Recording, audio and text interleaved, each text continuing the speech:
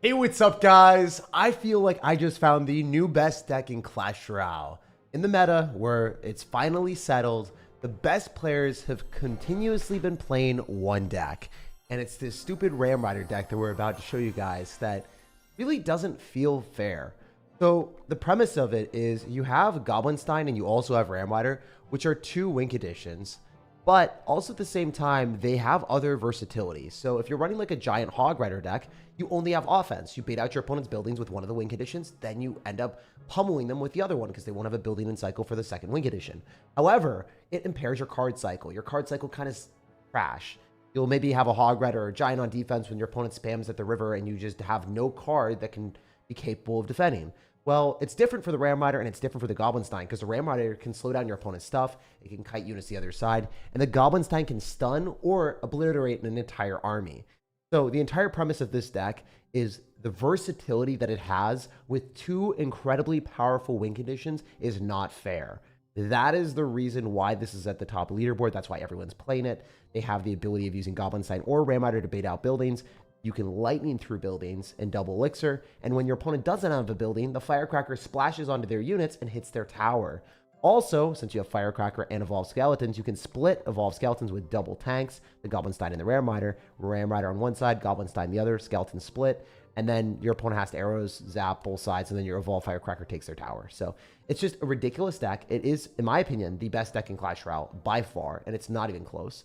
But you guys can have your own opinions on that, and yeah, we'll be showing why it's so strong today. I pushed it up with it. I made a video, and it was the easiest video I've ever recorded. I was playing trash, I was not playing well, and I was beating top players in the world. So if I could beat the best players in the game without playing my best, it just shows how good the deck is. In my opinion, that's a hallmark of a good deck to be playing. So we're going to go for a log here and then Ice Spirit to go and pull back the P.E.K.K.A. It does no damage. As you can see, like if you have good maneuverability with cheap cycle cards, you're going to just plow through your opponent and make them look really foolish. Like if you P.E.K.K.A. at the bridge, it's not a smart play. It's never been a good play. Unless it's an evolved P.E.K.K.A., but oh my gosh, this guy's insane. So that's fun. Another mechanism that I'm just going to highlight for a second is if you're kiting your opponent's units, make sure that you're dropping units up high. If I kited the skeletons here, they would have killed my skeletons. And then not only that would they have killed the skeletons, but it would have been a very bad consequence for me because skeletons would have arrived like right here and then it would have went towards my tower. So the travel distance for him wasn't that big. So we would have just immediately lost the game. So something to keep in mind. Always consider the travel distance of your cards whenever you are cycling them on defense.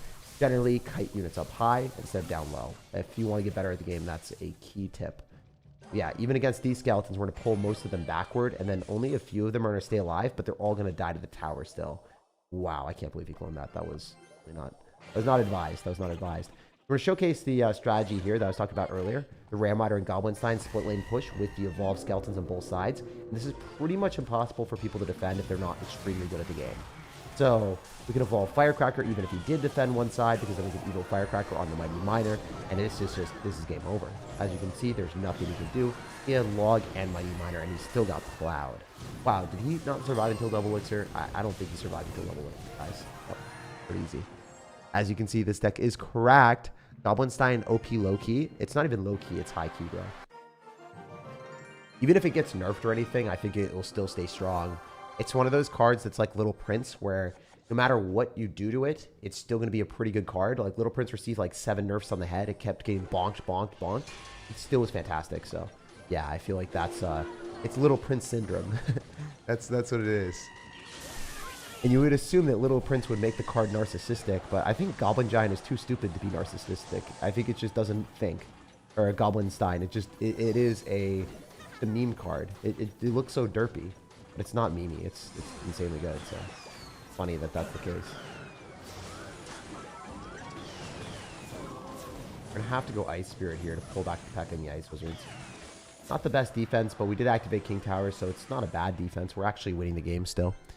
Why'd you hate him? Well, I don't know, dude. I don't know why I'd hate the Goblinstein. Goblinstein to get nerfed? I think it will eventually. I hope they nerf it soon, so that'd be good for the game. But even if they do nerf it, like I highly doubt they'll kill the card because it is their brand new card as well. So if anything, if we've learned anything from Supercell, new cards stay strong even after nerfs. Rate my deck. I'm not rating decks right now, but I mean, I could take a look at yours. P.E.K.K.A. Evo, Wizard Evo, Mortar, Skeletons, Goblin Gang, Goblin Drone, and then Knight. I think that your deck is interesting. I personally wouldn't play. Okay, the Skeletons were unfortunate. But I needed to distract the Mega Knight. I should have just Ice Spirited and then pulled it. That was better. Anyway, we can go for dual lane pressure here just for the memes. Because he's going to be down a little bit. So we can Ramrider and Goblinstein at the same time. And he has to pick which side he wants to defend. And he's down Elixir. This is really tough. And then we can Michael Jackson moonwalk away with our Evolved Firecracker. Meanwhile, the Goblinstein is stunning the P.E.K.K.A. So it can't even get close to where it wants to go. Gonna pull the Doctor instead. Needs a Doctor. Wait, this is troll. This is totally troll. I am the troll. I am the problem. And we just get back to another Firecracker. As you can see, this deck is kind of comical how you can just maneuver around your opponents. It's really funny. What's the best Firecracker placement against P.E.K.K.A.? I think I showed it earlier, but I'll show it again. It's like right here. You want it to pull the P.E.K.K.A. initially and then still scoot away. You want to make sure that you're like dropping it here in the middle, and then it just scoots away and continuously pulls it. That is the best one. I'll probably show it soon. Also, an underrated play is dropping your cannon against P.E.K.K.A.s. A lot of times people will save their cannon for the battle ram or whatever, but in reality, you need the cannon damage per second to melt the P.E.K.K.A., and that's like a very underrated play that a lot of like lower level players won't know. But if you are a 2.6 player, you'll know that a lot of times you'll like log the battle ram or use Ice Spear on the battle ram and just defend minimally. And you can use cannon. Sometimes you definitely want to pull with the cannon, but most of the time it's actually not going to just be cannon to the battle ram, because you can kill the battle ram otherwise. P.E.K.K.A. you can't a lot of times. You'll actually need to use the cannon. Dual lane pressure again. Run it. Pop a bad ability just for the memes. Ramrider hit the tower, and that should be game. No, it's not yet. So don't throw the game when you don't have your opponent's spell range. Like, if you're like, oh my gosh, the game is so close, I need to finish him off now. That's one of the biggest traps that bad players fall into. Well, actually, even good players, too. They'll fall into the trap of, like, trying to finish off the game when they shouldn't. So right now, I Lightning, and then I cycle my 1 Elixir cards afterward, because it's fast to do that, so. Oh, I didn't expect him to let the Ice Spirit connect. I was going to double Lightning him, but he didn't want to get double Lightning. He just wanted to lose the game faster, I guess. Goblin Gang versus Skeleton Army, what's your preference? Depends on the deck, but generally I like Goblin Gang since it doesn't die to Zap or Rage. So then it also lets Spear Goblins lock onto the tower as well, because the Spear Goblins behind the Goblins in front will always lock on a tower if your opponent's a little bit late. And then that gets extra damage. You have right tower? I just took left tower. Oops, didn't really see that. Have you seen Castaway? Where Wilson throws and then regrets it, fixing the volleyball's face and then asks the ball. We cool? We are so cool, man. I love you, Brett. I love you so much. Dude, I had such a bad day yesterday. I don't know. Whenever you have a bad day and then you look at negative comments, sometimes it's just, it hits different. So yesterday was not fun. Sometimes it only gets to me when I'm like really stressed, because I have like a Finland trip coming up and I have a lot of things that I had planned, and then nothing went as well as I wanted it to the day before. Like, I constantly got bombarded by text messages of people asking me to do things. I was like, oh my gosh, like I want to do things for friends right now, but I can't because I'm just so overwhelmed. So yeah, yesterday was just a bad day for me in general, and I just got, I don't know. I'm glad that today is like a lot more chill. It's not necessarily going to be that difficult of a day, and that's the way it should be sometimes. You know, after a tough day, you deserve to have a little bit of rest. But yeah, I saw like negative comments during that. I was so tilted. I was like, dude, why? Why are people doing that? I think on my last video, because I did like the new balance changes, right? From 6 days ago. Someone's like, oh, you don't care about your content. You're just like pumping out videos for money. And I'm like, bro, you have no idea what's happening behind the scenes whatsoever. That was like one of the most tilting comments ever, because I like really love my YouTube content, probably to an unhealthy degree, like more than anything else in my life, which some people would be like, oh, that's really weird. Why are you liking a YouTube channel, which is your job or whatever, more than anything else? It's kind of like my purpose. It's like something that I found that no matter what happens in my life, no matter what happens with family, no matter what happens with friends, no matter what happens with breakups or anything, or health or whatever, I always have YouTube. Like, it's always something that I enjoy doing. So it's one of those constant things that makes me happy. So whenever someone like questions that, it triggers, it usually doesn't trigger a response because I typically expect it. But on that day, it just hit different. I was like, man, I can't believe someone would like go out of their way to like say that I don't care about YouTube when I put out a video about balance changes later on. But in reality, like I was trying to record a meme video, and like the meme video, like we had some mess ups in the editing, so I wasn't able to put it out, and I didn't want to put out a bad video on the content because you guys deserve better than that, and I also like hold myself to a super high standard. So I was thinking about, oh, what can I do to replace the video that was supposed to come out today? And then I was like, okay, well, I can cover the balance changes because it doesn't seem like they're nerfing the Goblinstein. So then I can, you know, showcase like the strong cards in the game and be like, oh, it's nice to like review the final balance changes or whatever. So that's what I decided to end on. And then like I got that super nasty comment and it put me in such a bad mood because it actually got upvotes. It got like 6 upvotes or something. It was like at the one of the most like comments at the start. I was like, man, that's so triggering. I don't know how people can think that. That like when you're in a bad mood, don't read comments. Don't read comments when you're in a bad mood, because then you're gonna search out the negative comments instead of looking at the good ones. That's one thing that Philip DeFranco and other people have said, that they're like, yeah, sometimes like you just read 10 positive comments and then you see like one really bad one that's like upvoted and you're just like, man, why?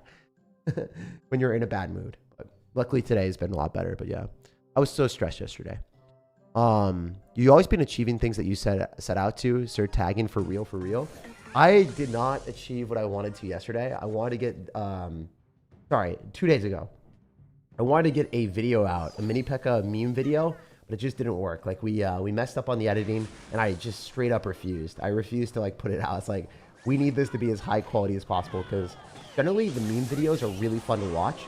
So if I rush a video out, the way I felt like, the person said like I didn't care about my content, but if I didn't care about my content, I would have just thrown the video out, collected free money from a video, and done more videos. Like, it actually makes me less money to put out less videos. So that was the thing that like triggered me. I was like, man, only people understood. Like, less videos equals less money. So if you actually care less about your audience, then you would pump out and throw out bad videos instead of you know, really polishing them and spending extra money to make sure the video is as good as possible, and a lot of extra time too. So it's a weird thing. Sometimes people just comment on things when they don't understand it. Anyway, that's enough of yesterday. Also, whenever I have a bad day, the thing that helps me the most is do something that I enjoy during the day or feel productive during the day. Those two things helps a lot. Like, I don't know. I spent some time on sponsored stuff that I knew would improve the channel, and it's not fun, but that made me feel productive and it made me a little bit better, right? Then I also worked out. I did pickleball. And then on top of that, the last thing that I did is I tried to go to bed a little bit earlier, and that made me happier. So I ate well, I went to bed earlier, and I just reset in such a better mood. So I don't know about you guys, but those are the things that I try to do. I try to go to bed early. I try to stay active, and then doing all these things is way harder. Like when you're not happy though, when you're sad, like it's harder to do all the important things that you know you should be doing. Oh, so we're dead here, right? We're just gonna pop an ability and screw me. Wait, why did he pop the ability like that? Wait, we're okay. We just need to wait for the ability to go down. I haven't memorized how long the ability is, so typically you should be able to drop skeletons a little bit earlier than that, but I just didn't want to get finessed. And this guy stopped dropping prisoners at the river. It's so rude, my dude. Alright, we're a firecracker here and log. Alright. How's the pickleball skills coming along? I actually played so well yesterday. I'm using a lighter paddle, so my hand speed is faster, so I'm getting better. And also, I had a delaminated paddle for a bit, so it was harder for me to dink, which at a higher level of play, you need to be able to, like, control the ball and barely hit it over the net. Like, keep it low over the net as well. And since the paddle was delaminated, I could ground stroke really well, but, like, in higher level games, I just wasn't able to play to my full capacity, so getting a brand new paddle with a lot of grit and also, you know, all that stuff, it made me super happy. It made me really, really happy. I played it phenomenally in pickleball yesterday. Like, actually some of my best pickleball ever. That was fun. I beat some people that are better than me. It's always a good sign whenever you're able to beat people that are better than you. In anything, generally. Yeah, it was a really good day. Are you perhaps related to Darman? No. I also get sad when people throw mean comments at me. It says Super Chess Army. Yeah, I usually don't. Just like when you're down, when you're having a bad day, then it's easier to be upset, right? Like small things will bother you more frequently. What type of car do you own? I own a Mazda CX-5. I just used your deck and got smoked. Well, you gotta learn how to play it then, bro. It's one of the best decks in the game, or I feel it's actually the best deck. A lot of my friends as well are saying, oh, wow, this thing is overpowered, Jake. Create a video on it, create a video on it. So I was like, okay, fine. If all my, like, top 10 player friends in the world that, I mean, there's not many of them. There's like 3.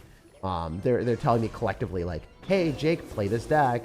Yeah, you know, if world finalists are saying this deck is overpowered, then I should probably play it for a video. That's what I was thinking. I was like, yeah, you know, it's probably pretty good then if they're all unanimously agreeing that it's a great deck.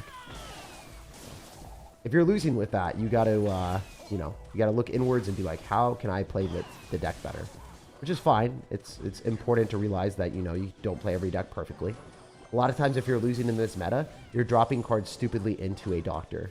So the thing is, if the doctor's here and the monster's here, you don't drop things in between the doctor and the monster. I know that's intuitive. I'm just saying that anyway in case you are losing games. That is a high likelihood of why you're losing games. Also, maybe you're randomly spamming like 10 elixir at the start when you shouldn't be. If you're spamming too much elixir at the start and you don't know what your opponent's deck is, you could lose the game. So try to like make sure you commit elixir, but don't commit it like too randomly. All right, we're gonna log this. Just finished lectures, had a bowl of Budak, and watching Jake makes my day. Hold up, I don't know what that is, man, but hopefully it would taste good, bro. All right, we're gonna click the ability here to clean up all of the skeletons. Oh my gosh, that's so funny. It got frozen. Wait, never mind. One of them got frozen. But even if they both got frozen, the ability still would have went off. It's lightning here. It just makes sense because we killed a bomber. And then we get another ability. Why go Ram Rider when you can do this? This is like a Ram Rider connection with an ability, right? It's insane. That's actually crazy. We cooked him. And then the strategy here actually is go for Ram Rider, Goblinstein, and then do both. Or do both, actually. It's just objectively better, in my opinion. Because I can do both. I can do both. I can do both. Was the game? Why not? Why not full send it? And then the firecracker, like, look at that. The dual lane pressure puts him in a position where he has to freeze. You don't want to freeze that ever. Like, you are never going to be in a position where you enjoy freezing that. Then we can Ram Rider here. Oh my gosh, the firecracker ended up going backward. He's going to connect to the tower if he doesn't do anything. Oh, it almost did anyway. Alright, so since he's going to have freeze, we have to do this. And log as well, maybe. Oh, no, we don't. The firecracker should be good enough with the cannon. Alright, yeah, we'll just lightning here. Nice.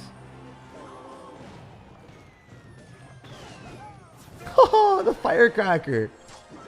Wow, that was huge against Hugo. I think Doctor needs to just die to Fireball. Maybe. I think the Doctor needs to like die to Fireball plus Zap at bare minimum. Kind of crazy that he survives that. That's just a bad game design for sure. The season is so frustrating. I hate Goblinstein, says Dark Soul. All right, well, I'm here to save you, bro. Strategy against Goblinstein, just use your cannon and pull it. That's the #1 thing. And also, since you have cannon, you'll be able to cycle back to multiple buildings in a lot of situations. If your opponent has a few win conditions, you can use your Ram Rider on defense to slow down their Ram Rider. Like, this deck is super good because you have versatile cards. You have multiple win conditions because that's what the meta is. And you also have a way of finessing it. Oh, wait, watch this. Watch this. Oh, my gosh, guys. Witness greatness. You are about to witness greatness. Look at this 2 elixir ability. Insane. Because he pulled it with the Fisherman. So then he exasperated this positioning. He made sure that our monster was super far away, way ahead of our card. And then our Doctor and Monster had the maximum range there. Well, it could be further range than that, but it was way further range than his stuff. So since we got ahead, his units ended up dead because we were able to click the monster ability and it locked onto his Doctor first. Something to consider. That will connect for sure. And then we can Ice Spirit to keep his Ice Wizard chilly. And I bet you he feels pretty silly. We love you, Jack. It's actually Jake, but you know, it is what it is, man. All right, let's pop another ability here. We should be able to kill the Doctor, I think. He needs a Doctor. Because if his Doctor dies, he can't even click the ability, so that was our strategy. If you kill their Doctor quickly, you don't even have to use a cannon on defense. The more cards he drops into us, the worse it is for him, so something to consider. We're going to Evo Skeletons on the right. It's going to force out more than one elixir for sure. And even though the Evo Skeletons die, I don't care. It's -2 trade for you. Plus 2 elixir. That's like an elixir collector. If you guys didn't know, the elixir collector gives you a 2 elixir advantage. We just got 2 elixir advantage for free. Just cycle it in evolution. And that's why this deck is so strong right now. I probably won't lose a game here today. The classic challenges at least. And we'll jump into ladder maybe a little bit too. We are a little bit higher in the world. I just wanted to show you guys that you can play this for classic challenges to level up your cards. Because I wanted to on my free-to-play account, which I'm on right now. Because I still need to hit higher level cards. Because I can't push up higher unless I have like level 14 cards against all these people that are running 2 evolutions and all these annoying cards together. So yeah, it is important to level up your cards to a higher capacity. Because at a certain level, no matter how good you are, you will lose against higher level opponents. So I'm a lot better than the people I'm playing at, like 9,000 trophies, right? But I'm still losing to a lot of them because, unfortunately, my card levels just are not there. That's why I'm leveling up right now. Also, it's good representation of the meta since everyone can use every single card in challenges. Whereas the ladder, they probably only play the cards that they have leveled up more frequently, right? So I would say that challenges are the best representation of the game. Grand or classic, like if you just grind them, you'll see a lot of like the stronger cards more frequently since everyone has every card unlocked. Also, if you guys are enjoying today's stream, just drop a like on it. Liking this video goes a long way. It allows me to pump out more content for you guys and deliver the best videos I can. So a lot of these live streams, I make money off of them and it helps me finance the rest of our endeavors. Can you make a blackout event deck so we can practice for a few days? I'll be doing it right before the challenge. Not right now. Also, Redacted Ghost, thank you, bro, for upgrading your membership to a true sir. Wow, I said membership in the worst way. I think I said membership. I didn't really say membership. That's so cringe. I'm sorry. I'm sorry that you had to witness that. Ever worked a 9 to 5? Yeah, I worked more than a 9 to 5, bro. I woke up at 7 and then I grinded until like 7 or 8. And I did that every single day for an entire summer. And then I did a little bit less the summer before. But I also worked when I was 14 years old, which is kind of illegal, but I got paid under the table by a bike shop. And then I taught tennis, which was really difficult because I was warm weather in the summer. And, you know, teaching really, really rich kids tennis is probably not the best thing to do because parents, if they don't get like exactly what they want, they get kind of frustrated. So I always had to be on my A game. And yeah, man, it was just a different world. I taught kids tennis and they were talking about how they were living in glass houses. Like, I'm not even joking. Unironically, they're like, oh yeah, you know, my glass house that's getting built on Chappaquiddick. I'm like, wait, what? Are you serious? Like a glass house in Chappaquiddick? How is that a real thing? And then I looked at the news. I was like, oh my gosh. Like I literally looked at the news, like the newspaper, and they were talking about this house that was getting built. And then I realized that the kid that I was teaching, like their parents owned the house. I was like, this is unreal. It was really funny though. It was really, really funny. Okay, what can we do here? Probably get a good monster ability. Yeah, I don't think I'll ever live in that realm ever again in my life, but it was fun to experience that. They underpay you, you toss a pebble. You just toss a pebble. What do you mean? Dude. The funny thing is, like, some of the really rich people did try to underpay you. Like, some of the people, like, had businesses that were worth hundreds of millions of dollars. And then you would ask them, or you wouldn't ask them, sorry. You would, what was it? Like, they would ask you if you could, like, take $50 instead of them paying. So the way that the entire thing works is the club pays you a certain fee, right? The club pays you a certain amount of money. And, like, let's say the lesson was $100 for these really rich people per hour. I would get paid like 30 or 40 bucks an hour, which is a lot of money, right? That's crazy. Anyway, that's what I was getting paid when I was younger and like right in college. I think it was like 35 an hour. I was getting paid $7 an hour when I was at the bike shop, by the way. So it was a massive step up. But it was because I was good at tennis and I taught tennis for a while. So like, you know, I played tennis my entire life. So people were like, oh, like teach me. So I had a skill set that was usable and I was pretty good with people. I was pretty personable. So that helped out a lot. But essentially, the club pays you a certain amount of money. You don't get the full $100 that they charge the rich people. So the really rich people that are worth hundreds of millions of dollars, some of them were like under the table, like, hey, I'll slide you $60 if you play with me instead of doing the lesson. And obviously I would lose my job if I like collected the $60, and it's like kind of unethical to do that if, you know, the country club or whatever is giving you the platform to even get the job, right? Like I wouldn't get those tennis lessons without the country club. So yeah, sure, you can do lessons on the side and get paid more money. But if you're at the country club using their courts and also using their platform, and then you accept money from someone that's like less, like, oh man, like it was crazy that someone was like trying to do that when they obviously had the money to spend and they were in a place where it looks really bad for them, right? They are worth $100 million. They probably shouldn't ask to do that. It only happened a few times and it was the same person, but like it was really awkward. So we'll just keep cooking. We're gonna go Goblinstein here because I think the cannon is out of cycle. Life is such a scam. They should just help you become your best self.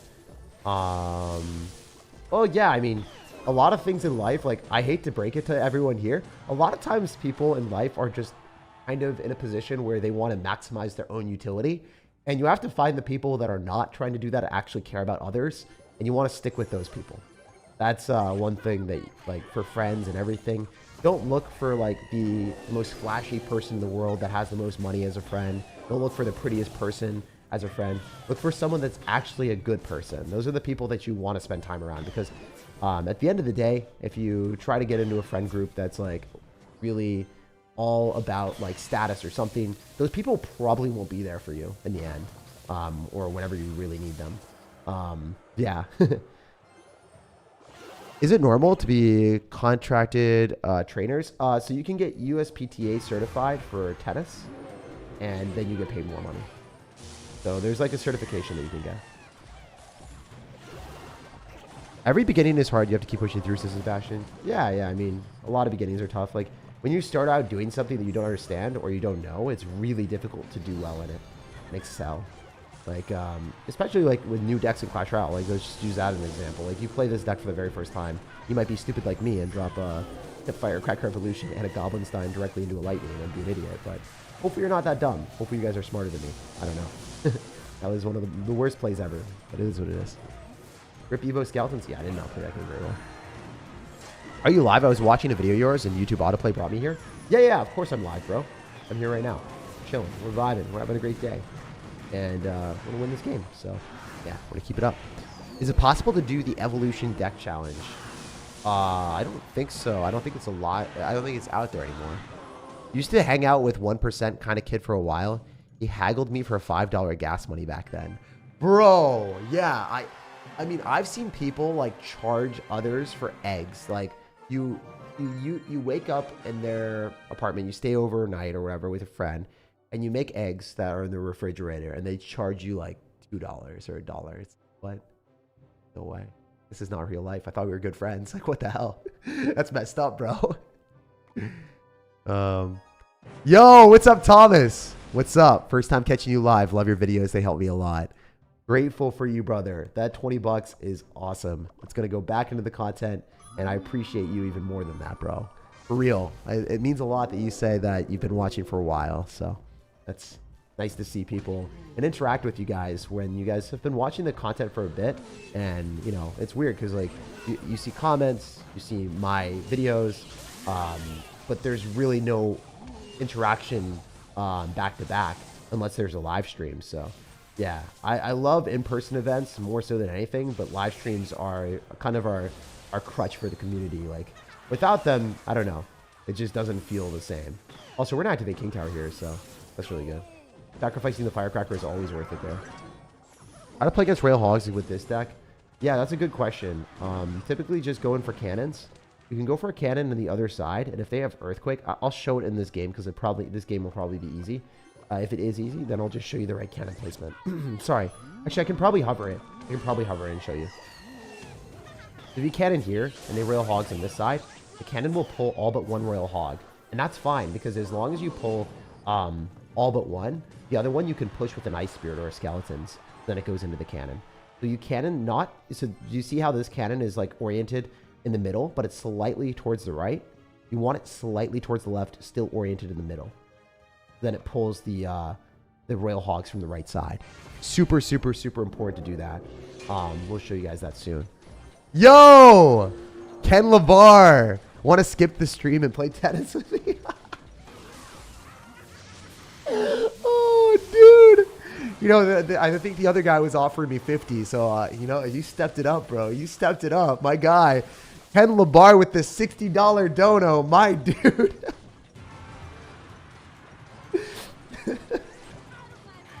Honestly, I think that is the funniest donation I've ever gotten. We've definitely gotten bigger donations, but that one made me laugh. That was a good one. That one hit different. That one 100% hit different, bro. He's unlocking the childhood nostalgia that I had. Oh man, it was like that was a defining life moment for me. I'm not gonna lie, like not the time where the guy offered me money or whatever, but working at that place, it was defining for me. It actually drastically changed how I operated in life. Because I started to appreciate things a lot more too, and I realized that, you know, life is not all sunshine and rainbows. You really have to lock in certain situations. Like, all adults are not going to be nice to you. That was like one time I think that I realized that, where, you know, I was younger and I just started to get into the age where I was like, I think 18, and I realized, oh my gosh, like, you know, other adults that are not like caring about you as like a family, they're kind of more selfish than you would expect. It was really funny. Like, I didn't expect, for instance, 50 or 60-year-old dudes to be so incredibly competitive in tennis to the point where they would get pissed if a 18 or 19-year-old kid would join a tournament. So there was like this tournament at the end of the year. My brother wins it every single year because he's a Division I tennis player, right? So people would not want to play against them. Like the older dudes, they would not. They'd be like, "Hey, put me on the other side of the bracket. Don't let me play against them." I was just dying laughing. I was like, "There's no way." Like, it's just a competitive. It's like it's just a country club tournament, and people were sweating so hard. They were so angry. My dad's like, "Hey, Grant, don't beat up on these dudes too bad. You're not allowed to like win 6-0, 6-0, or you're not allowed to hit the ball too hard." Same thing to me too. Like, yeah, it was funny because like we weren't allowed to play at full strength against adults, which is hilarious in my opinion. When I was working at Amazon packages, this rich family with great distance from their driveway, over 20 packages, I had to call them so they could help me. And the lady, wait, what's the other part of it? Said make multiple trips. No, she told you to take multiple trips and didn't want to help you. Just like, you know, our driveway was so long, but it's your fault. It's your fault. You got to do it. While her entire family was inside, I did the same thing for a less fortunate family, and their entire family came outside to help. Yeah, dude. I mean, it's just like a source of entitlement. Not everyone rich is like that, but there are some, and it feels bad, man. It feels bad to see it. There are actually quite a bit of rich people that are very nice and very generous and just good human beings. It's just like, I think there's more people that are not rich. Sorry, there are more people that are rich that are more selfish, because a lot of times what it takes to get to the very top in certain things is like this cutthroat mentality in jobs, or just like really working hard, like concentrating on a singular goal and cutting out other things in your life to accomplish like the level of success some of these people had. So because of that, I realized, oh crap, some of them like don't actually care about other people, which is not a good thing. It's not a good thing. Spoiler alert, I did not know that. That was one of my biggest realizations in my life, which was pretty funny. I think the other realization that I had when I was younger, I was like, I was like, oh, because my family, like whenever they had problems or arguments or whatever, they always worked everything out no matter what. So I was like, when I got in my first relationship that was real, we had problems and stuff, and I was like, man, we're going to work this out no matter what. And then I realized, wait, this is not work outable. This is not going to be happening. Like, you get in a relationship, you're with someone, and then it's just like, wait, we shouldn't be in a relationship together. We're arguing way too much. Like, sure, my family like works through all their problems, but it doesn't mean that a like 18-year-old kid should have to work through problems with a relationship, right? Like sometimes they're just, you guys are not compatible, or it's not meant to be. There's too much resistance there. Like try to find someone that, you know, works better with you. That was one of the realizations. I had so many weird things that I learned, that I had this massive misconception when I was younger. So I don't know. It's weird because when you're younger, you think you know everything, and you think that you have like a really good representation of life. And then every single year, I start to realize how much I don't know and how much I was like, I don't know, not realizing out. Kind of funny how that works though. I wonder if I'll still think that I'm foolish in 2 or 3 years from now, or if I'll be like, you know, maxed out at life. I figured everything out. I feel like I'll constantly be learning. Hopefully, at least. It's a good feeling to become smarter and like become better adjusted in life. All right, we would love to get a firecracker splash on the tower. I haven't focused in this game at all. We need to kill the doctor. And we're not going to do it, are we? Wait, this is still winnable. I think it's winnable, guys.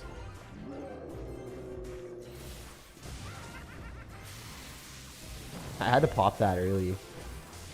Kind of sucks, but it is what it is. This is a bad firecracker. It's going to get knocked to the other side, I think. Pop it. Oh my gosh, I'm so screwed. Well, I didn't expect to lose a game, but we did. GG, well played our opponent. We'll jump to the next one. Yeah, I agree, because another rich person I delivered the package let me sit inside their Corvette. Yeah, I mean, it's just really dependent. I like your passion for making videos. Hell yeah. When you're young, you're just innocent and don't see the bad. Miss those days. I'm honest, sunshine, and rainbows. Yeah, no, I really saw every single thing in life as like, oh, this is going to be a W. This is going to be a good thing. Yo, Rafaldo, thank you for the 5 gifted subs. I'm so sorry I did not see that. I'm so sorry. Yo, Leo's Piano Academy is like, so you want to play tennis. That's funny. I feel like there are probably some tennis players that watch the videos. There's definitely a few of you guys that are insanely good. What do we do here? Just Ice Spirit and then counter the Ram Rider, hopefully with a log. Oh my gosh, this is going to be amazing. Please let me kill it. Oh, he wasn't ready. He wasn't ready. That was so good. It is a country club. What do you expect? Yeah, pretty much. Wildest thing you learned where you live, though. Yeah, I was on an actual island. If you guys Google Martha's Vineyard, that's where I grew up. So I was like, anyone that lives there during the winter is kind of like not super well off. But if you go there during the summer, you are very, very rich. Like if you have a summer home there or whatever, which is fine. Like it's fine to be rich and stuff. But I just think it is funny that, like, yeah, it's just an entirely different environment. Like I would live in, I would live near a town called Eggertown. That's like where I was growing up. And I never actually lived in the town because if you lived in the town, I think the houses cost like $5 million-ish. I might be wrong, but a lot of the houses cost like $5-ish million. And they're entirely empty during the winter. They are just not occupied. Like legitimately, it's a ghost town. Shops are closed, nothing's operating, and it all comes alive during the summer when tourists come back, and then also just in general, the rich people decide to come back and occupy their homes during the good weather. So yeah, it's like it's entirely different atmosphere. It's really funny. Like living on a deserted island from like a murder mystery story and then realizing, oh wait, there's so much more to life. Okay, hopefully there's not much more to this Pekka's life. I want that thing gone. Oh, look at that ice spear. We're chilling. We're big chilling out here. Okay, maybe that could have been better. Oh, he's gonna arrows it anyway. Oops. Are we gonna cook? Are we gonna give him the cook? Let's not be mistook. We're giving him the cook. Oh, yeah. All right, we can just cannon here. This kills a Royal Ghost and we win the game. I love this deck, Jake. I literally think I found my deck, and this is it. Because it can actually play Evo Firecracker and use it as a win condition. Yeah, it's one of the few decks that uses Evolve Firecracker well. A lot of Evolve Firecracker decks just let the Firecracker die, right? it just dies to arrows and you feel foolish. But if you split up evolved skeletons or cycle multiple firecrackers, since you have a 3-card cycle with a champion, since you can't get multiple champions on the map, it only takes 3 cards to get back to another card. And if you look at this deck, you have 3 cards that cost 1 elixir, 1 elixir, and 2 elixir. So you spend 4 elixir with the champion on the field and you're back to another firecracker. That's insane. You spend 4 elixir, you're back to a firecracker. That's dumb. That's actually bad for the game. But hey, this is probably the best deck in the game. It is likely the best deck in the game, in my opinion. Do you know about cricket?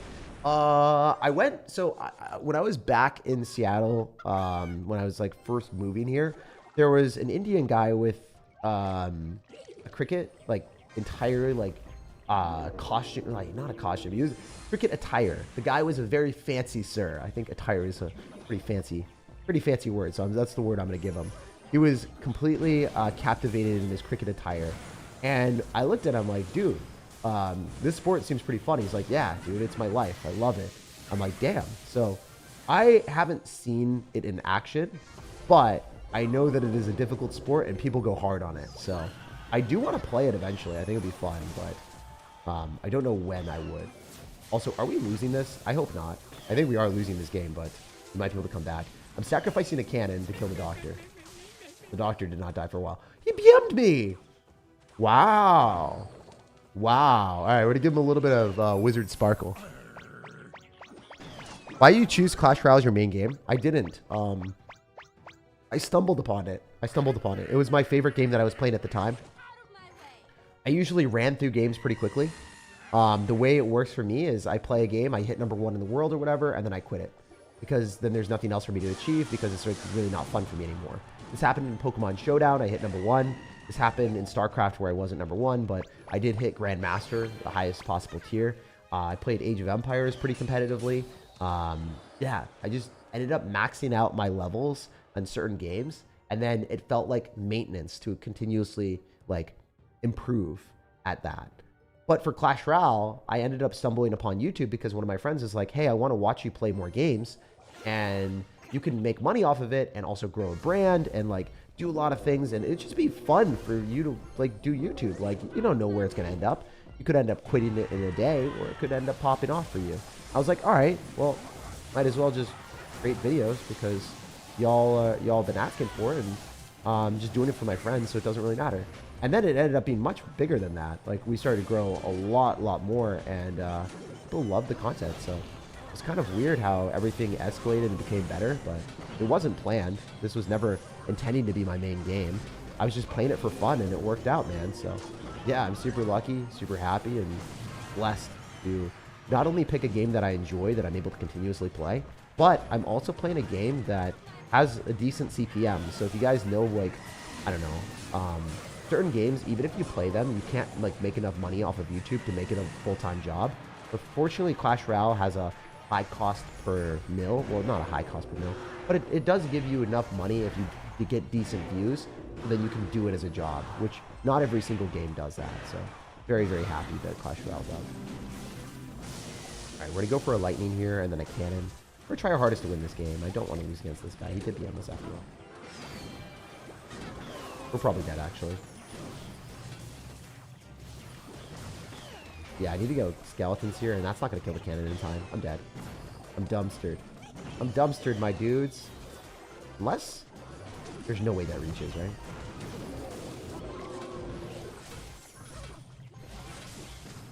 Okay, we somehow defended that. That was crazy. There's no way to win. This would be the craziest comeback ever. He's just needing to arrow me. I did defend that, though, guys. Wasn't that crazy? How do we kill the miner? I actually don't even understand. All right, we got to lock in. We'll play our best in these next 2 games. That's kind of like Montauk, the tip of Long Island, New York. I work on a solar farm there one winter. Most of the hotels and restaurants were closed. The traffic was getting there was still open, though. Yeah, dude. Also, whoa, that's $100, Thomas. Damn, dude, I didn't even realize that. I was captivated by your long message. I was just like staring into space. Now I realized you ended up dropping 100 bomb. Bro, thank you so much. Holy heck. Bro, you guys are financing our videos out here. For real, for real. Shout out to Thomas and everyone that's been donating today. Really, really appreciate that, brother. You have no idea how much of an impact that makes for our content. And yeah, I just want to say thanks. You guys are never obligated to do that. Just watching the streams, watching the videos, and thumbs upping the videos goes a long, long way. But doing that is even better. So thank you, man. And yeah, I heard that New York is like that. I heard that New York kind of goes crazy. Some of the people would bounce between the Hamptons and Martha's Vineyard. So those are the places that I remember, like where I lived, and then somewhere in New York called Hamptons. Let's go. All right, let's go for an Ice Spear here. I thought the new Royal Hogs is the best one. Yeah, the meta's kind of updated. The Royal Hogs deck is still really good, but like after the game has been played for a while, sometimes the meta shifts, right? And I want to be genuine about that. I do think this deck is better than Royal Hogs because it is more consistent. The Royal Hogs deck, it has Royal Delivery, so it might still work very well for you. But one of the issues with the Royal Hogs deck is it doesn't have multiple like powerful win conditions that are as versatile as the Ram Rider. I think Ram Rider is objectively a bit of a better card than like Royal Hogs, so that makes the deck a lot better. So just something to consider. Sometimes certain decks are better than others just because certain cards are stronger. It's not that the synergy is weaker. It's just that, you know, Ram Rider is a better card. So because of that, it makes the game a lot different. So I wanted to keep that in mind and also tell you honestly like how I feel. That's also part of the reason why I wanted to make this video, is because I wanted to like tell you guys that I do think this is the new best deck. A lot of y'all like are always asking like, what do you think is the best deck to push up with? Like, what do you feel that certain decks are stronger now? And yeah, I just wanted to like be honest and tell you guys I do think that that is better. Also, we have to focus up probably. We go Evo Skellies here. I'm gonna Evo Zap. The bad Firecracker on around. Oops, I goofed a little bit, guys. I done diddly messed up. Alright, we're fine. No, we're not fine. I need to stop going into that. That card is so annoying. Yeah, it's really good with Graveyard. Kind of a problem, isn't it?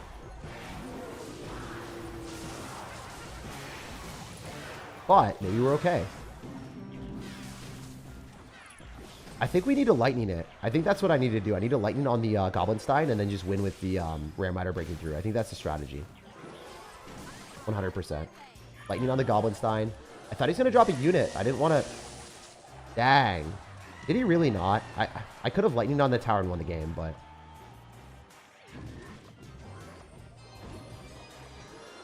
Alright, we got to do this with the ability. This is going to be the best way to shut it down. Nice. Oh, that's clean. Alright, we just need the Goblinstein to hit the tower, and I think it will. That should be game. Wait, I messed up. Messed up, guys. I goofed.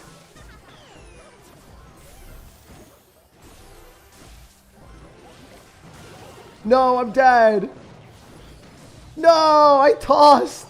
I freaking tossed.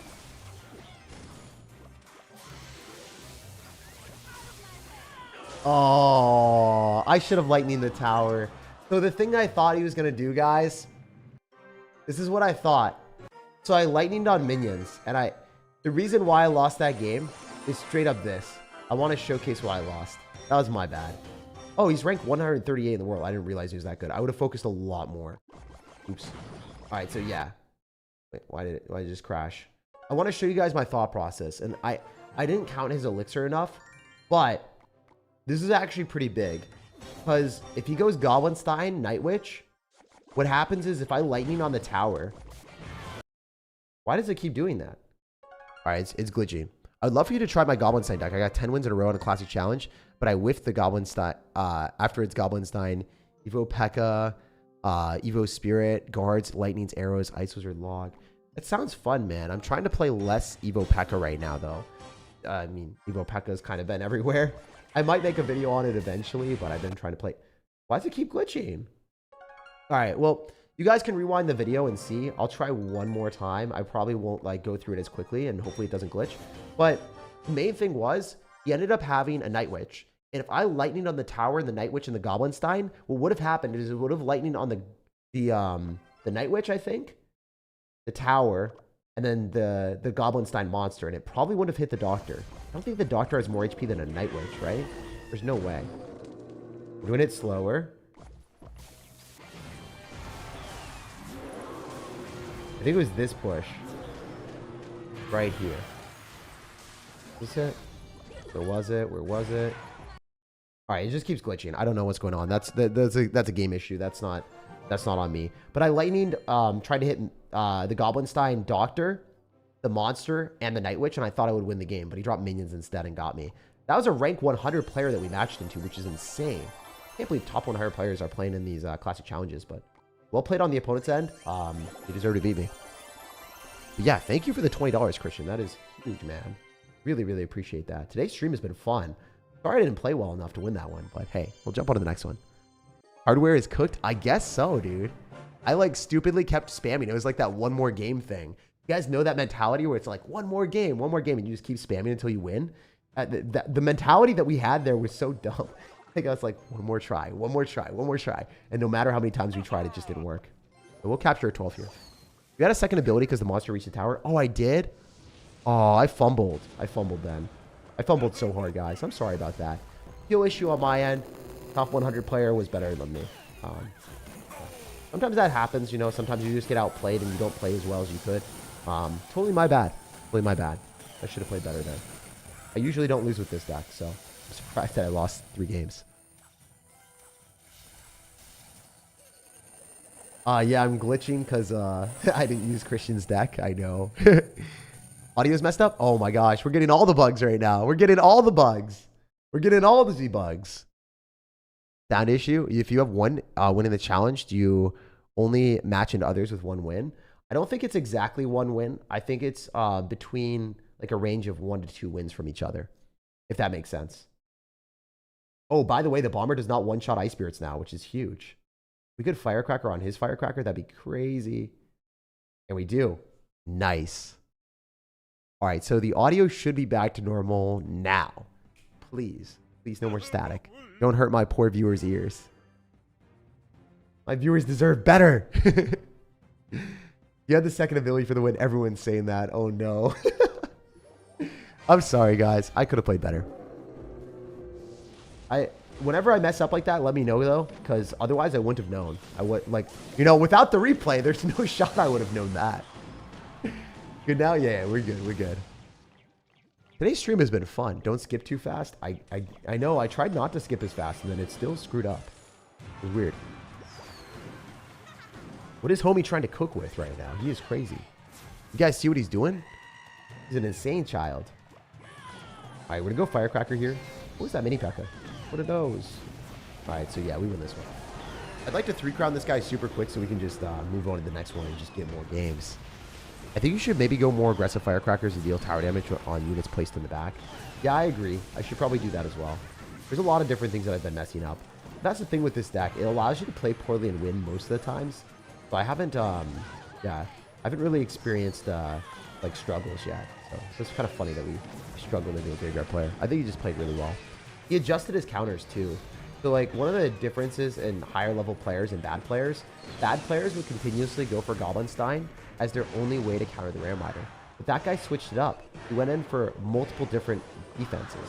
He went Goblinstein by itself, and then I was like, oh, he's going to Goblinstein again because he did it the first time and the second time. And then he switched it up to minions and Night Witch, and then it was unpredictable. And I tried to predict the wrong thing, and then I wasted elixir and lost the game. That's what better players will do.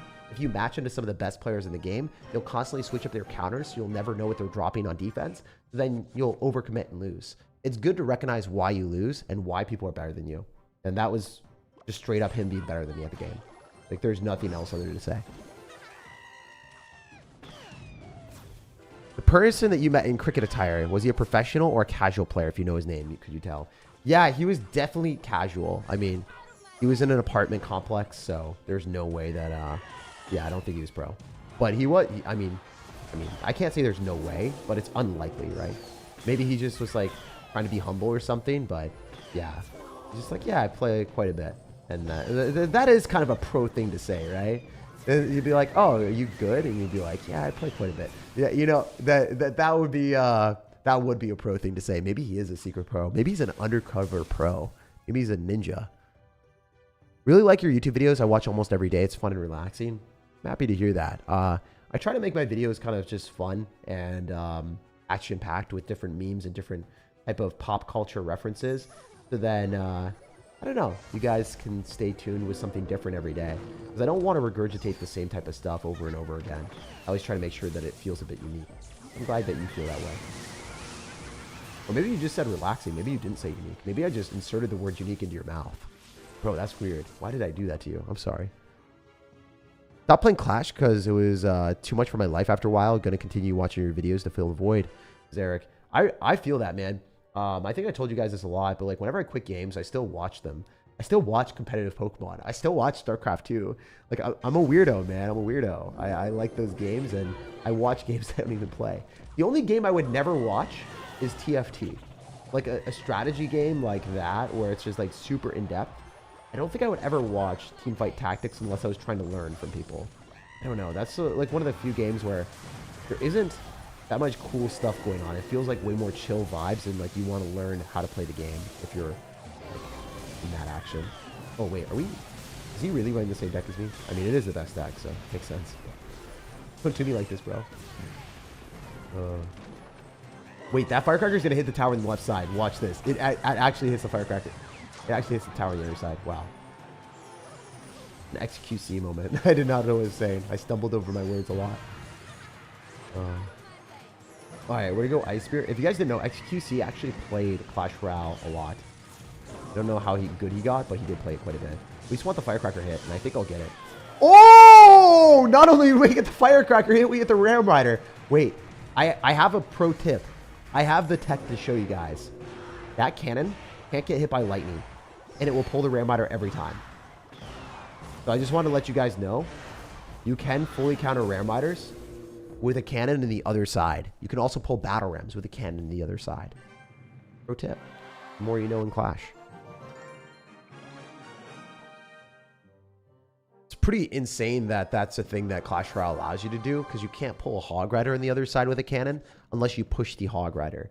But if it's a Ram Rider or a battle ram, you can like pull it without pushing. Pretty nice. Been watching you for around 7 to 8 years from Yucatan, Mexico. The only reason I understand your videos is because I was raised in the Bay Area. That's insane that like there's people that are from so many different walks of life. It is super cool. There's something else you were saying. I learned a lot because these little tips he gives. Yeah, I try to give as many as I can, man. These live things are a new experience for me. W. Yes, sir. Sorry. I don't know why I wasn't able to read that, because it was like right next to some other stuff. Okay, we're fine. We're fine.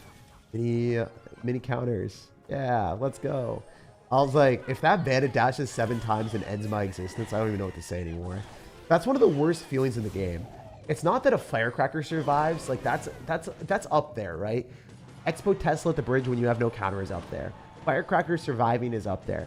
But like legitimately the worst feeling in the game is feeding a bandit dash and having a dash on your tower. That just straight up sucks. Like when you have a bandit like dash 3 times and hit your tower, you're just like, how did I let that happen? Why did it not do that? Like, oh man. At least with the Mega Knight, it's not near as fast as a bandit, and it doesn't like maneuver around the map as often.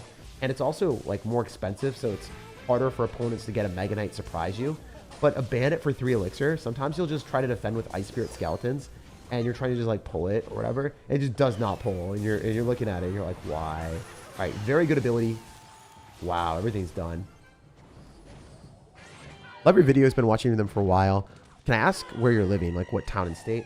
Yeah, currently I'm in Seattle, Washington right now. That's where I live. Do you think that Wizard is better than Firecracker? I would say that Firecracker is better in this deck. I would say Wizard is better in the majority of decks. So I think that Firecracker is played in the best deck in the game right now, because I think this is the best deck. I mean, that could change if balance changes hit, or they do some emergency nerfs, or whatever the heck they decide to do in the future. If they decide to do a nerf next season or whatever. But right now, I do think this is by far the best deck in the game. And even if Goblinstein gets a nerf, I think Goblinstein will still be very good. So I felt pretty comfortable making a video on this deck. I actually recorded a video on it. I'm very hyped. I ended up beating some phenomenal players with it. And I'll be releasing that hopefully in the next few days. So I'm very, very stoked for that. Whoa, yo, the skeleton armies though. The skeleton armies, what is this chaos? Holy heck, dude. He dropped a skeleton army. I engulfed it with my own skeleton evolution.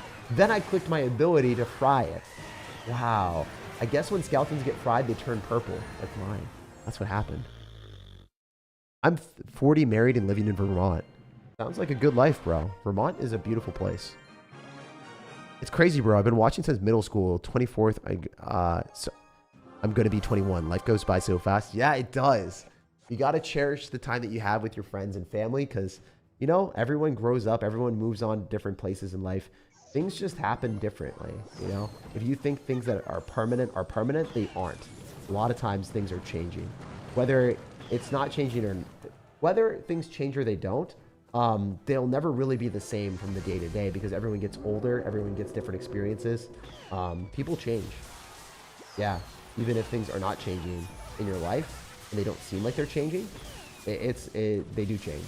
It's kind of like how you grow, right? Like when you're a kid and you grow like a foot after a year, you might not realize the incremental growth that you have, but from a day to day, trust me, you are growing. You are like gaining a little bit of height each time, like as a kid, you know? So for me, I grew to 5'11" real fast. I was like sprouting up, but I didn't feel it, you know? I didn't feel like, oh man, I'm like a, I don't know, elongated pasta, like becoming longer and longer. Like I didn't feel like my arms were becoming super like reachy. I don't know. It was interesting to like look at the byproduct of how I would measure myself into the doorway and I'd be like, what the heck? Why am I so tall now? And some of you guys will be laughing at me, be like, Jake, you're 5'11" and a half. Haha. Shorty, shut up to me. I don't know. Or sit down. Some of my friends roast me. Like they're like 6'3", 6'4", and they're just like, Jake, you're so short. I'm like, what do you mean, bro? What do you mean, bro? Why you gotta do that to me? Oh. One of my friends is like 6'5", Sean. He's OP. Like literally one of the best serves in tennis because of that. Hilarious. The serve was like not great in high school, and then it got so much better. But yeah, it's kind of unfair that some people like in certain sports will have this height advantage, and you just cannot do anything about it. For instance, for tennis players, a lot of the best ones have very like good builds for tennis. Like some of them just RNG'd into a good body and became some of the, like, obviously it worked really hard, but if you're like 6'3", 6'4", you can have a much harder serve because you can hit down directly on the ball compared to some people that are shorter. They can't do that because you have to like, you know, you don't have the height to hit directly down the ball. If the net is in your way, you're gonna like hit the net if you do that. All right, we're in a Ram Rider here, so then the Firecracker should die to that. And we could lightning on a cannon. If I could hit the Ice Spirit, that'd be even better, but it doesn't happen. All right, let's Firecracker again and just keep spamming Firecrackers and log, and then Ice Spirit, so then he doesn't get a good ability. Okay, he wants the ability to get a good ability. I feel you, sir. Makes sense, makes sense. I respect it. I mean, I won't allow it, but I respect it. All right, this is a bad cannon. I should be dropping it up higher. Aw, man, I didn't get to show you guys the tech at all. Hopefully he survives so I can do it. I want to show you guys the tech. I'll let him survive a little bit longer. We'll just lightning in the corner. I'm not going to go in for the win or anything. I just don't really care. I'll do this. Show you guys the good placement here. Hopefully Royal Hogs this. Pulls all but one. Royal Hogs, dude. Come on. I think he thinks I'm playing with him. I'm sorry. This feels bad. I'm just going to take his tower. But yeah, you would cannon like at the bridge, one tile over to the middle. Like the left side. And it pulls all but one Royal Hog. And if they Earthquake, they can't hit the cannon and the tower. Isn't Ram a bit broken? Yeah, Ram Rider, in my opinion, is a little bit unfair. But I think it's okay. Like, it's not super terrible for the game. Like, the only time that I'll ever baby rage and complain is when I genuinely think that it's terrible for the game. Like, Evolve P.E.K.K.A. in the last meta, that was really awful for Clash Royale, and they needed to emergency fix that. And if I complain constantly and say nerf this or whatever, like, sure, I'll say in my title or my thumbnail, like, nerf this now or whatever. because like I think that it should get a nerf. But the only time I'll ever visibly be expressly upset to the point that I'll be complaining or very frustrated overall is when a card is ruining the game, and that was Evolve P.E.K.K.A. Ram Rider is overpowered. It's a little bit strong, but I don't, you know, I'm okay with it staying strong. I'm okay with it nerfing it eventually. They can take their time on it. It doesn't really matter to me. Yeah, I just want to be transparent with you guys on that end as well, because a lot of people don't really understand the difference. Evo P.E.K.K.A. was entirely different. It was a different beast. You could be really bad at the game and card just would not die in the last meta. Not now. Obviously, Evo P.E.K.K.A. I think is in a much better place. All right, we're going to go Cannon here and then Ram Rider. Will you say this deck is superior to... Wait, one sec. To the deck that you used to beat the Double Evo Challenge? Yeah, I mean, it's better than the Double Evo Challenge deck. The Recruits deck that I was playing is my favorite, like, main deck that I played for forever. But that doesn't mean that my main deck is going to be the best deck in the game. It is one of the best decks. I do think that Recruits deck is consistently played by top 5 players in the world, but it isn't played as often as this. This is the most played deck in the game at the top of leaderboard. This is the best deck on Royal API for high-level players that are super, super talented at the game. So if you want to like practice like pros and get better at the game, this is the deck to play since it just has a very good fundamental. Like defensive sequences and offensive sequences that'll keep you safe in most situations. I messed up there. He obviously outplayed me. That feels kind of bad, but it is what it is. It is part of the game. Sometimes you just get messed by your opponent. We're going to lightning here and I don't hit the cannon. That was multiple iterations of failures. So I log and I miss. I lightning and I miss. Can we hit something please for the one time? Oh, are we able to hit the tower? Hell yeah, we take that. All right, we're gonna go for a Firecracker here and Ice Spirit, so then the Firecracker can hopefully hit everything. Skeleton's here as well. We're gonna go for a Goblinstein and click a log. So I wasn't entirely focused in this match, but we're dialed in now. We're dialed in now. Hopefully we can get some damage. Just tuned in. How would you counter P.E.K.K.A. Mega Knight with this deck? I played against it earlier. Basically, you just defend with cannons. It's pretty easy. I would say the majority of the time, you're just going to be able to break through with either Firecrackers or cannons on defense. Right, so you're going to break through with Firecrackers if you can't break through with your Ram Rider. And they'll drop like a P.E.K.K.A. or a Mega Knight to counter the Ram Rider, and then you'll just Firecracker on it, and you'll get damage that way. Also, since you have multiple cards that are win conditions, if they drop a 5 elixir counter with 7 elixir, you can go other side and they can't keep up with you. So for instance, if you go for Ram Rider and then also you go in for a Goblinstein, they'll drop a P.E.K.K.A. which is 7 elixir. You'll drop 10 elixir. And then they will need 14 elixir to counter your Ram Rider and your Goblinstein. So you can see how that's a problem, right? If they're going to be -4 elixir on defense, sure, they might be able to do it once in a while. But if you continuously get them in that type of card cycle, they won't be able to keep up with you and they'll lose. Hopefully that makes sense. I think it does. Wait, we are cooking right now. We're just going to log. Wait, I should have clicked ability. I'm a fool. Because the ability would have killed the Inferno Dragon. I think we still killed the Inferno Dragon. Wait, we'd have reset the Inferno Dragon. I'm so dumb sometimes. Guys, why did I waste 1 billion elixir? Why did I just do that? Clicking the ability accomplished everything. Yet I logged, right? Did I not log? And then I clicked the ability and I dropped some other extra elixir. Oh man, I'm foolish sometimes. Anyway, we're going to go for a Firecracker here. I bet you he drops something, so we're going to go Skellies here. After the Ice Golem explodes so it doesn't crush me. That voice crack was more cracked than the Ice Golem exploding. Yazan, $5, dude. I know you're going to have some doomed like message. You're going to have a cursed message. I'm ready. Every time you curse me with a message where it's just like, I baked you cookies. I baked you something. It's going to be something. I made your favorite meal. Clam chowder, at least I think. Is it because I'm from Boston? Is that where you're getting that from, bro? I do like clam chowder a lot. And honestly, yeah, it is one of my favorite meals, but it is not my favorite one overall. Sorry to disappoint you, sir. All right, does this lock onto what we needed to? Of course it does. And then we can pop an ability, and it should shred everything. This is why you don't play Lobhound in the meta, because of the Monster and Doctor combo. It's devious. It's diabolical. And your 7 elixir investment dies. Wait, no, never mind. It was way more than that. You dropped a lot more elixir than 7. You dropped an Inferno Dragon too. That's 11. I think he did some extra stuff. Oh my gosh. He says, Yazan says, I'm yours forever. Anyways, enjoy it, my little Pookie Bear. Last one, by the way.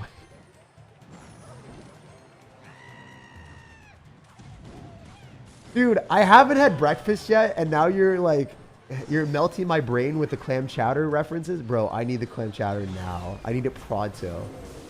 If you guys know, Seattle does have some of the best clam chowder in the business. So it is kind of funny that he's saying that. Anyway, we can go for an Ice Spirit here. This is actually looking pretty doomed for me. Anyway, we're still in a position where we can take the tower with 17 seconds, so I'm not scared or pressed. But what the heck, bro? How you doing me like this? Oh, please. Oh, I did not need to log that. I'm an idiot. Bro, why didn't you cook me a Lava Hound meal? Can you cook me a Lava Hound meal for the deal? For real, bro. I need this Lava Hound meal real quick for the one time. He's gonna like arrows this or something. Maybe. Alright, we can Ice Spirit, Ram Rider, Log. Ooh, we got the moves, guys. We got the moves. We're making plays for days. That was such a good log because it hit the cannon and it also prevented him from dropping things. I was like, if I drop the log too soon, isn't it stupid? Because if you drop a very early log, then what happens is like your cannon is going to get a shot on my Ram Rider. But I think alternatively, we delayed his skeletons and his other distractions, so it was better. We're going to Firecracker here. Keep his Ice Golem in play. Then we can Firecracker in it and then win the game, hopefully.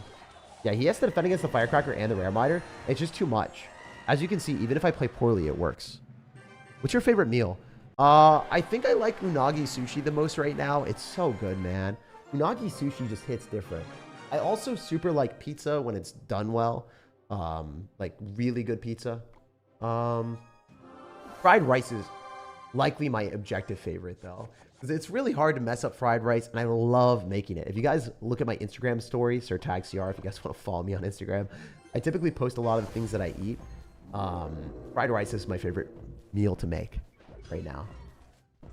You look like a little kid from Umbrella Academy show. Dude, thank you for saying that I have superpowers. I appreciate that. One day I will surprise you all with my ability to fly and move objects around the map. I'm going to move and maneuver things in Clash Royale instead of using my telekinesis to move real life things. I'm going to use it in a video game, guys. I will unleash my full power on Clash Royale. The fried rice looked so good. Quick, easy, and delicious. Yeah, it was fantastic. This is a great log. I think Firecracker does activate King, maybe. Nice. That was so good. And the Mega Knight died. Your superpower is to always assert dominance. I wish, dude. I don't always assert dominance. Sometimes dominance gets the best of me.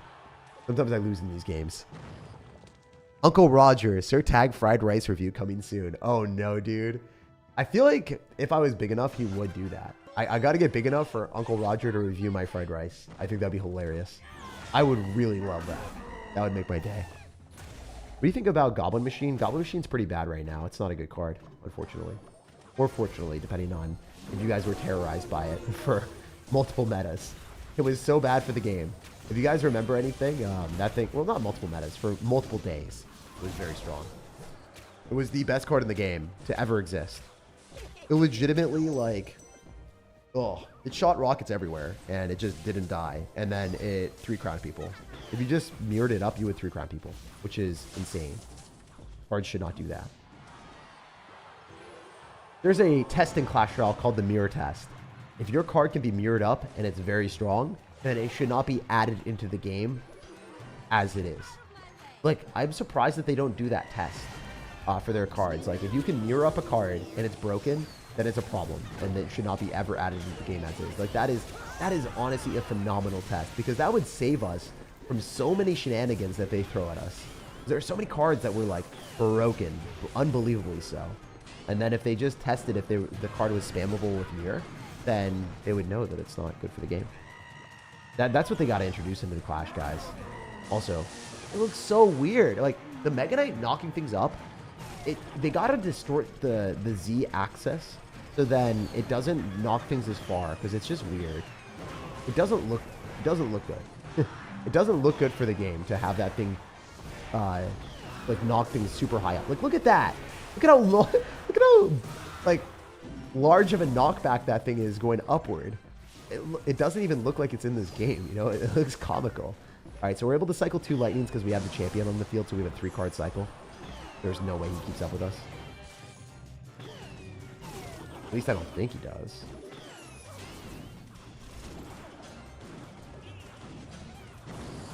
All right, never mind. Abort, abort. Abort, abort. There's no way the firecracker does enough, so we're chilling. GG. I was like, we're good. And then I realized that my doctor died. So it kind of messed up the cycle. Why are you using lightning so you can break through buildings a little bit more cost effectively? What's the best deck without Goblinstein? I think the best deck without Goblinstein is going to be like a, I don't know, bait deck. If Goblinstein becomes bad. But Goblinstein is like, you guys remember the Ice Wizard Mortar Cannon Cart deck? That deck is super good. I'll put that in the pinned comment if you guys want to see a deck without Goblinstein. You can check that out. I'll probably have a few different things. Are you going to Helsinki? Yes, I am, sir. I can't wait to go to Helsinki. A little bit nervous, to be honest, because I have to get a lot of videos ahead of time, and I want my content to still be good. And it's a lot longer of a trip than I intended it to be. Like, I'm leaving on the 28th and coming back on the 4th. Which is insane. Like, that's a very long trip. How many days is that? Can someone check? I mean, I can check, actually. Let me check. Let me check. 28th. I leave 1, 2, 3, 4, 5, 6, 7, 8. I'm gone for 8 days. What? What are they going to do? Are they going to feed me? Am I going to be in a prison in Helsinki? Are they trying to, like, lock me up for playing Goblinstein? This is a pretty extended vacation, guys. There's not going to be any streams for 8 days. How am I going to be able to do like, what am I going to do? Maybe I'll do content live. Maybe I'll be able to do live streams. I'll have to figure something out. I have to figure something out. It's nutty. You plan on doing Clash Royale content indefinitely? Until things change that I want to do something different or need to do something different, then yeah, I think I'll keep doing Clash content. I mean, you saw me. I did Brawl Stars content. I made a video. Also, I just looked at worst ability in my life. Yeah, I made a Brawl Stars video recently. If you guys want to check that out, you can type in SirTag playing Brawl Stars for the first time after 7 years. Or SirTag Brawl Stars 7 years on YouTube, and that should probably come up. It was a really fun video. One of my most fun videos I've created recently. It was a good time. Oh, that did not work. Good Ice Spirit, though. All right. So let's play this actually competently and play it to our maximum potential. We're going to Firecracker. Is this guy good at the game? What? Excusez-moi, sir.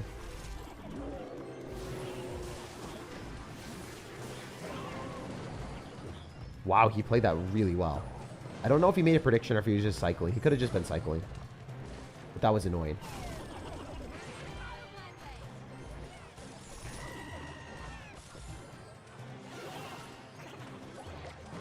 Alright. We're going to get countered by a cannon probably. But we can cycle another Ram Rider on the other side. So, not bad. Like, we can go Ram Rider Firecracker and then try to relinquish any possibility of this guy defending here. Evo Drill on defense is funny. I do like that.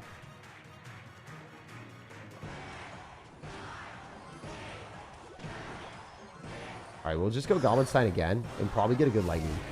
Ideally. A Ram Rider on defense.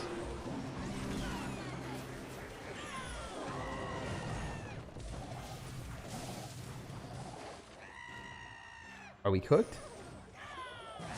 This guy's so good. He actually played really well. Dude, I don't understand. Like, I guess people are grinding classic challenges that are super good at the game. This guy is very good. Wow, I'm surprised that he's playing this well. I usually don't lose. Oh, man. Very good gameplay on our opponent's end. Congratulations. Deserve to beat me. 100% deserve to beat me. I mean, that prediction on our Firecracker was so annoying. I thought we would get damage, and he just played better than me, so well played. GG. We'll jump to the next one and play better there. Hopefully he takes the tower. Sometimes they, oh, he's BMing. Sometimes they do that where they just play defensive and then they... I wonder... We might have gotten sniped, guys. There's a chance. We do have 900 live viewers, so... There's always a chance that someone, like, that doesn't like me, that's very good at the game, finds the snipe, and then makes the game go longer. I think that's exactly what happened there. Because it's unreasonable to play against someone that good. And also, like... on a mini account, because there's no way that's his main account. And also an ability to, like, I don't know. Like, no one actually makes the game go longer for no reason and then BMs. They don't do that. So, yeah, I think that guy did snipe us. But it is what it is. I don't like when people do that. They don't really do that in regular games. They do not do that in regular games, don't worry. I was hoping to win Super Feast, but no luck. Else I would have seen you in Helsinki. Oh, yeah. They did like a giveaway, right? For some invites. It does? Oh, that actually does happen? Dude, people do that to like random people they don't even know? That's insane. I didn't know that they did that. That's crazy, bro. Oh, we didn't hit the cannon. I thought it would. I wasted elixir. Fortunately for us, a pretty good matchup here. We're going to dial in. We're going to dial in and get the win. Go Skellies. No. Fortnite. We can't lose to someone with a Fortnite clan.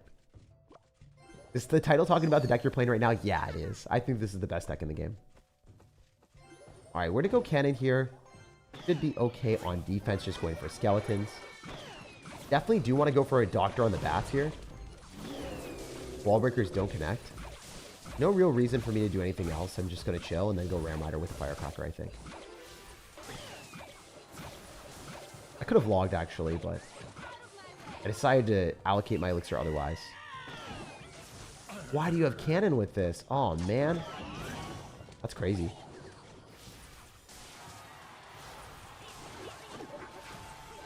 What a ruthless Riley.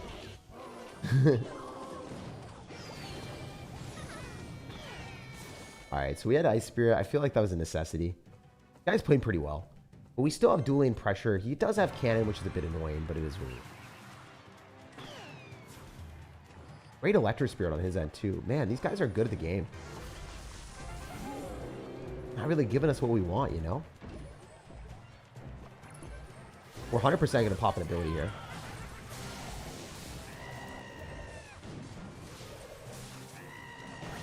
Great. So.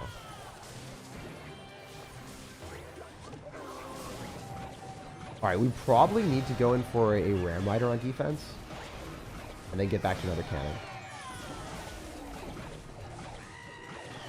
Oh, one of them still connected. Dang it. Pretty good matchup for us, so I shouldn't throw, but not going great, to be honest. I want to get a good lightning here, ideally. We can get an Electro Spirit, too.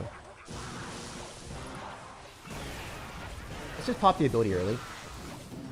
Man, we're just getting outplayed. Like, these guys are so good.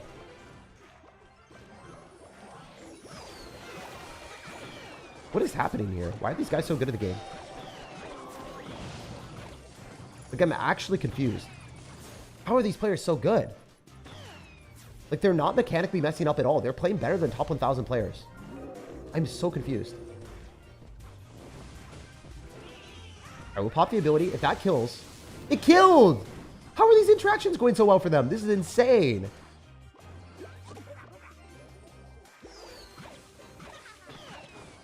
And that hit my tower. That's rough, buddy. Alright, we gotta play really, really well now. We have to lock in.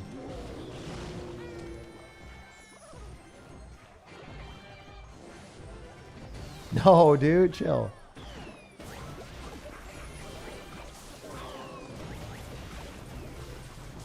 We can cycle multiple Ram Riders, baby. Pop the ability here so we can kill the cannon.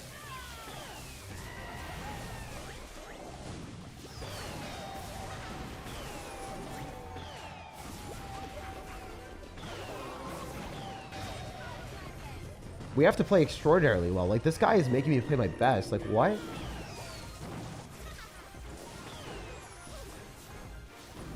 Maybe I get him. I don't know. I'm not going to win. I literally lost. It's insane. Man, I tried so hard, too. Like, I actually tried so hard.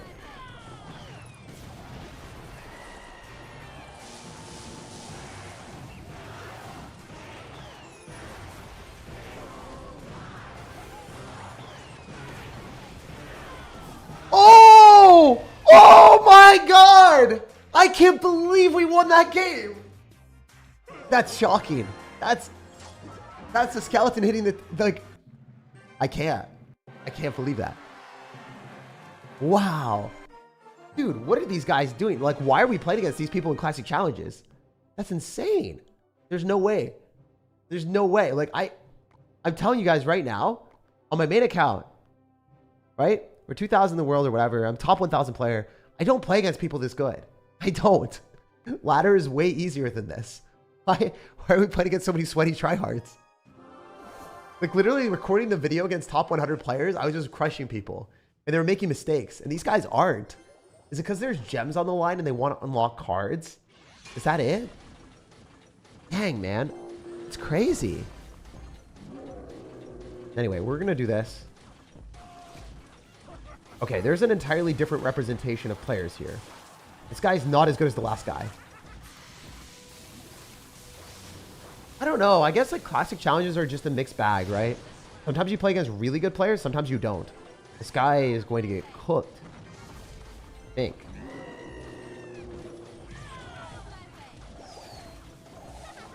Pull the P.E.K.K.A.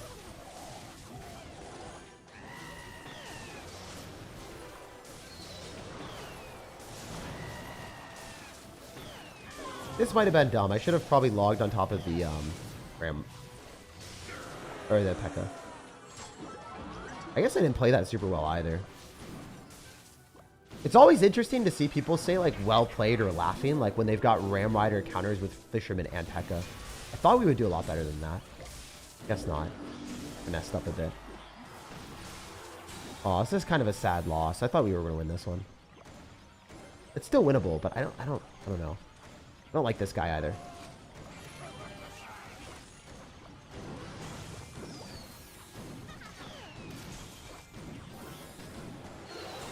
Yeah, we just lost. That's actually a pretty bad matchup. All things considered, he did end up having Fisherman Rage with P.E.K.K.A, so I should have played better. I should have not played aggressive. If I didn't Ram Rider on offense, I would have won the game. Yeah, if I didn't Ram Rider on offense, I would have won. We'll just go to the next one, I think. I hate people like this too, like the BM, like after they, like I guess if you have P.E.K.K.A and Ram Rider, I did think I was gonna win, but I messed up. And that's an upsetting loss. I'm gonna mute this guy. That is unfortunate.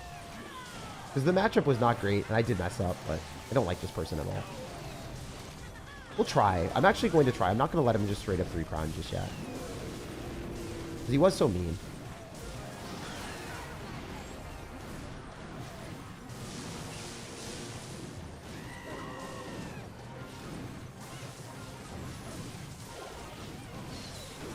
Yeah, I think I do lose, though. I can't kill the P.E.K.K.A. Oh, that's an upsetting L. I wish I played better. You can't overcommit when your opponent has like a P.E.K.K.A evolution. We learned that. We learned that the hard way, man. We learned that the hard way. Okay. Okay. 4 wins in a row. Let's lock in. That was insane. It's silly when people BM with a big matchup advantage. Yeah, but I also messed up. I shouldn't have went in. I played really aggro. So I'm going to play a little bit more defensively until we find an opportunity that we guarantee win. Princess Yanni and UC emote are confusion of getting tilted. LOL. Yeah. I should have played a lot better than that. So we'll just lock in and like when you realize that you're losing games like that, sometimes it's just better to play safe and wait till double elixir or before you spam too much elixir at the same time. Because if they have a win condition that they can kill you with, like it's not ideal to continuously apply pressure.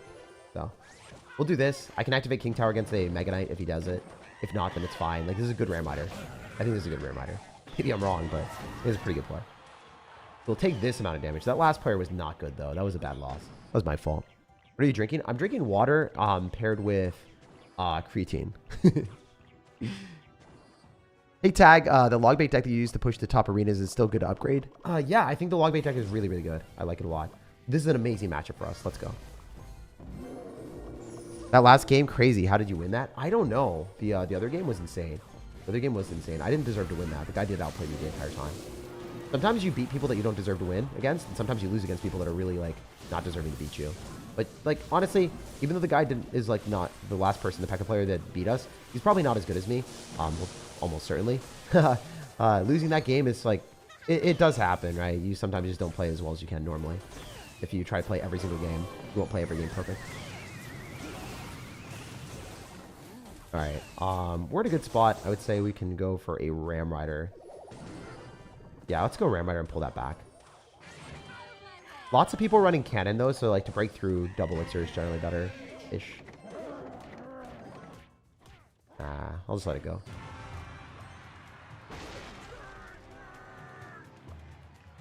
Kind of didn't want him to lightning this, but I think he will. Annoying. 3 damage for him. But we do outcycle, so there's that. Let's go dual lane, probably. Or maybe just single. Depends. Yeah, let's pop it. Let's go Firecracker. Go log.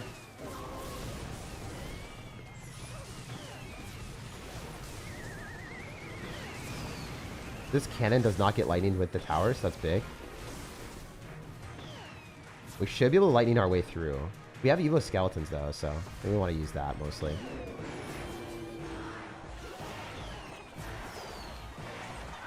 Wow, that's insane that he would do that. That's a lot of elixir. I messed up. Evo Skeletons are not going to help out here. Man, I hate Evo Cage sometimes.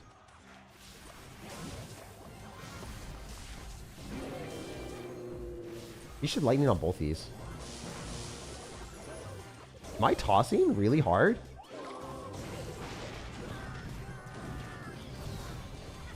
Oh my gosh, dude, I tossed so hard. I guess a lot of people are prepared for this right now or whatever. I'm not playing well though. Yeah. Going into Evo Cage and cycling multiple link conditions, that is such a bad feeling. Holy man. Do we have to jump in ladder because I'm not playing well in like classic challenges? That's crazy. I think we should just jump into ladder. It's easier there. It's easier at top ladder, guys. I swear it's easier at top ladder than it is in classic challenges. I don't understand. All right, guys, we're going to win a few games here. Just prove that things just are not going well for us there. I don't know what was happening, but holy. The games are way more competitive than they normally are. Goblin Cage is so goofy. Dude, Goblin Cage is so annoying sometimes. I'm just going to jump into a top ladder game and show you guys that I don't know. I don't know what happened there. Classic challenges built different, I guess. Plays more defensively, goes Ram Rider first play. Yeah, I don't know, man. Maybe I just play poorly. It is what it is. Do another classic live? I could.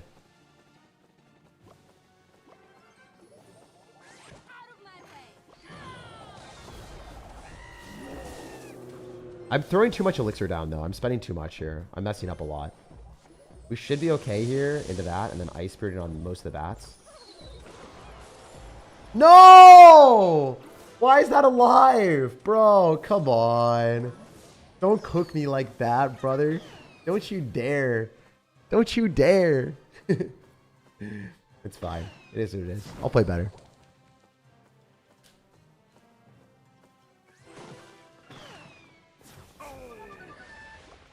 Alright, we're gonna go with cannon and skeletons. Should be fine here. I need a lot of elixir, but it's all good. Evo Skeleton's waste is not ideal. Maybe he'll drop a small spell or something. He does. Goes in for a cannon card. I think the cannon card dies to cannon. Maybe. I don't know this interaction. But if I log, it should, right? Nice. Look at Goblinstein here.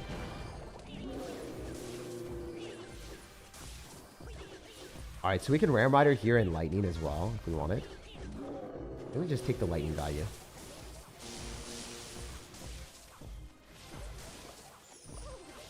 White Spirit Skeletons and kill the monster.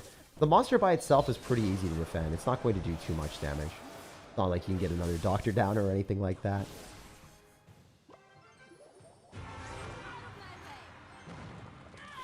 Okay, so he's got Mega Knight. Did want to kill the bats and we get them, so that's good.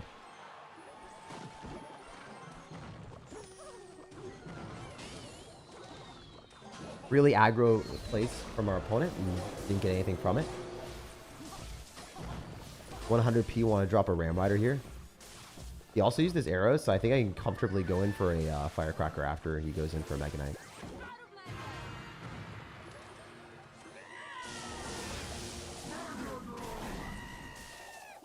Well, I can't, actually. I want to, but I can't.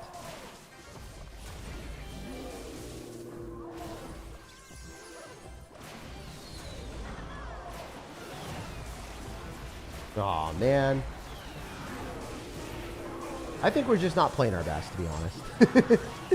I also hate when people say well played when they take the tower. It's like, come on. Yeah, sure, you played better than me, but like, I have to say I played well. Or like, sarcastically. This deck doesn't seem to be working out. It feels like everyone's got a counter for Ram Rider. Yeah, I'm just playing poorly, honestly. The counters to Ram Rider aren't necessarily like that abundant. It's more so people are just playing better than me. And if I mess up and I don't do dual lane pressure, it looks really bad. So yes, we're playing against really good players in this game. But that's also because I want to show that I can beat good players with this deck. Yeah, it's not really a deck issue. It's more of a skill issue when we're losing these games, guys. And unfortunately, like, you know, sometimes when I overcommit, I get punished by it. Luckily for us, I think we will win this game if I play well. So, is Goblin Cage good? Goblin Cage is really good into Ram Rider. Really good into Ram Rider. Also, Goblin Cage is an annoying card because it counter pushes really well. It's great with certain decks like Electro Giant or Rail Recruits. It depends. Creatine in capsules is better. I haven't had creatine in capsules before. Maybe I should try that out. All right, so ideally I can just kill this with a cannon. We're gonna go Ram Rider here. This is gonna be nice. We can comfortably kill that, and then we just log on everything else. Ice Spirit on the bats. This Ice Spirit does kill the bats. Finally. Great Firecracker at Evo. Ill Lightning or something, so.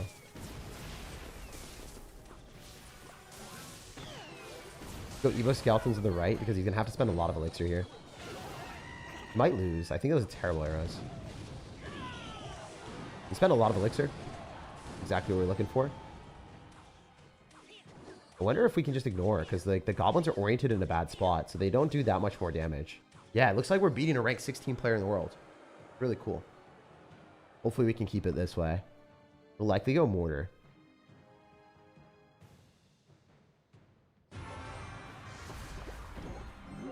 If he does that, then I can go in for a counter with a Mortar with a cannon. I think he understands that, though.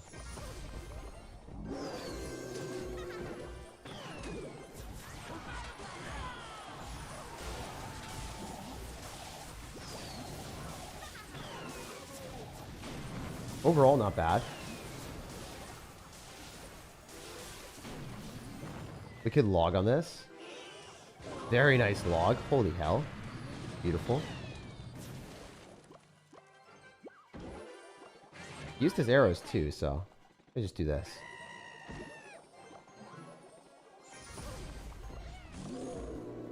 Lightning on that early. Oh, he knew I was going to lightning. What a good player. I mean, to be expected, right? When someone's at this level, that's what they do.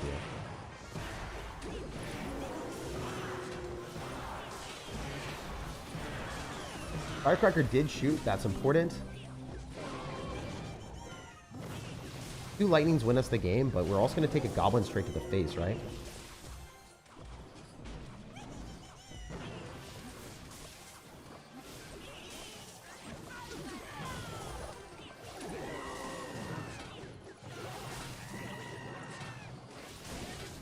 Oh, man. This is just one of those games where it's, I think, a skill issue. Because, like, 700 HP on the tower. If I just played a little bit better.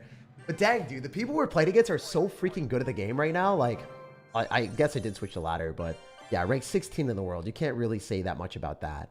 This guy's just better than me at the game. Ah! I want to get a win right now. I want to get a grand challenge or challenge. We'll win a ladder game. We'll win a ladder game, and then we'll maybe go back. Who are you supporting, CRL? I don't know yet, man. Don't know who I'm going to be supporting or what player I'm going to be rooting for the most, but we'll see, man. We'll see how it goes. This Firecracker locking on the tower is awesome. But yeah, I did get outplayed in that last game too. It's hard realizing like you just play worse than your opponent sometimes, but it is a necessity to be like, yeah, man, I could have played that better in one. All right, this is good. This is really, really good. Firecracker plus Ram Rider is going to be solid here when our opponent doesn't have the right card cycle. Let's just rush a Ram Rider here and then use Cannon on defense. Oh, he's back. I did not expect that.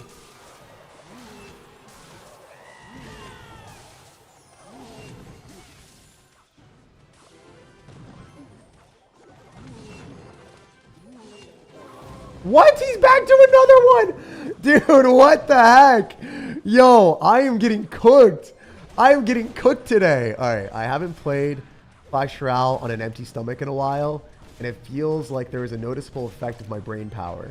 I think I'm just randomly spamming things right now because I want to win a game, because I've lost so many games. So I'm like, I can spam my way. I'm winning, I'm feeling good. And then I lose the game immediately because I overcommit. Oh my gosh, I feel like an idiot. Have you guys ever done that before? I feel like that's exactly what's happening. We'll play a classic challenge and win it. I think that's what we'll do. We'll play a lot more safe. Because right now, I don't think at my skill level I can continue to win on ladder. I think I'll rank myself down. I was top 1,000-ish, and now I'm like losing every game. So it's not a good feeling. But it is what it is. I think that's what I've been doing is like I've been like, I don't know, doing dumb stuff. I do it all the time. Bro dropped 8 elixir at the bridge first play. I know I did. I'm so stupid. Why did I do that? Why? Because I wanted to win. That's why. And then I really lost the game because I have no patience right now. Use Monk. Monk on this deck doesn't work. No! I dropped more elixir at the bridge right into a lightning. Everything's going wrong. Oh my goodness, bro. I played so well yesterday and just won every game. And now it's like, oops. Oops. Not the way we wanted it to go. He's gonna lightning again. Yeah, get me out. Get me out. Get me out. Let me out. At this point, take a break. I'm fine. We'll just play a classic challenge and win. It's the creatine? You think it's the creatine? Me getting too agitated and hyped up? I don't think so. Do people, do you pay to push people, push your account? Kind of seems like it. LOL. No, I'm just playing horribly, man.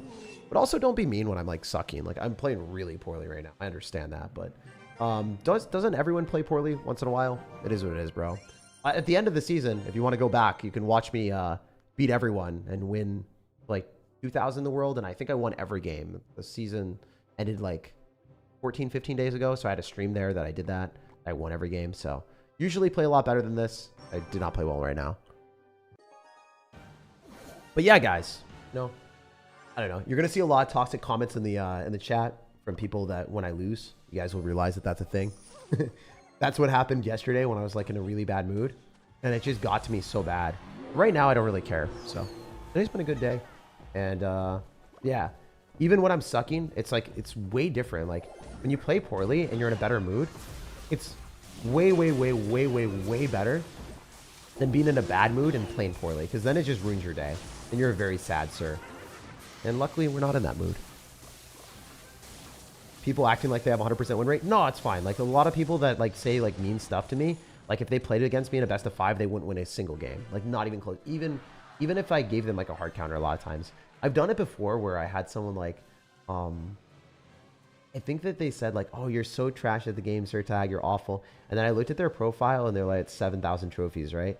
And then I played like a meme cycle deck, like 1.6 elixir or something, and I still won. So there's certain situations where when people say that stuff, they're just like massively coping just to be mean to others, which is not ideal. Bad days come and go. Yeah, 100%. But we're winning this one. Let's go. And then we'll win the classic challenge.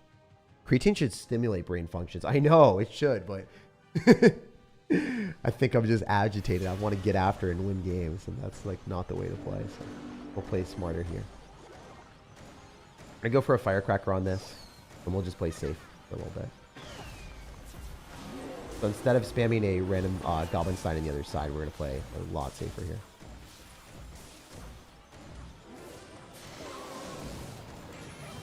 That is a bit tragic that he got that.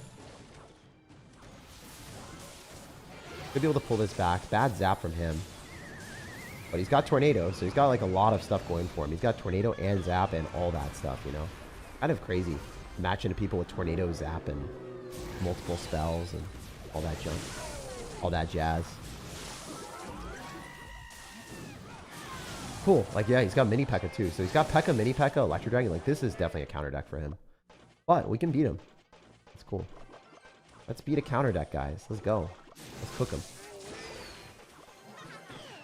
Probably P.E.K.K.A, and he does. Good lightning on it for a guaranteed hit. He's going to go in for a zap or something. We want to get that connection so we can lightning twice. Because I don't think this P.E.K.K.A kills me. I don't think it's possible for it to. There's always a chance, but I don't think it will. He's stacking up a lot of stuff. He's a little spooky scary. A little spooky scary, sir. We're going to do this and we'll pop an ability, I think.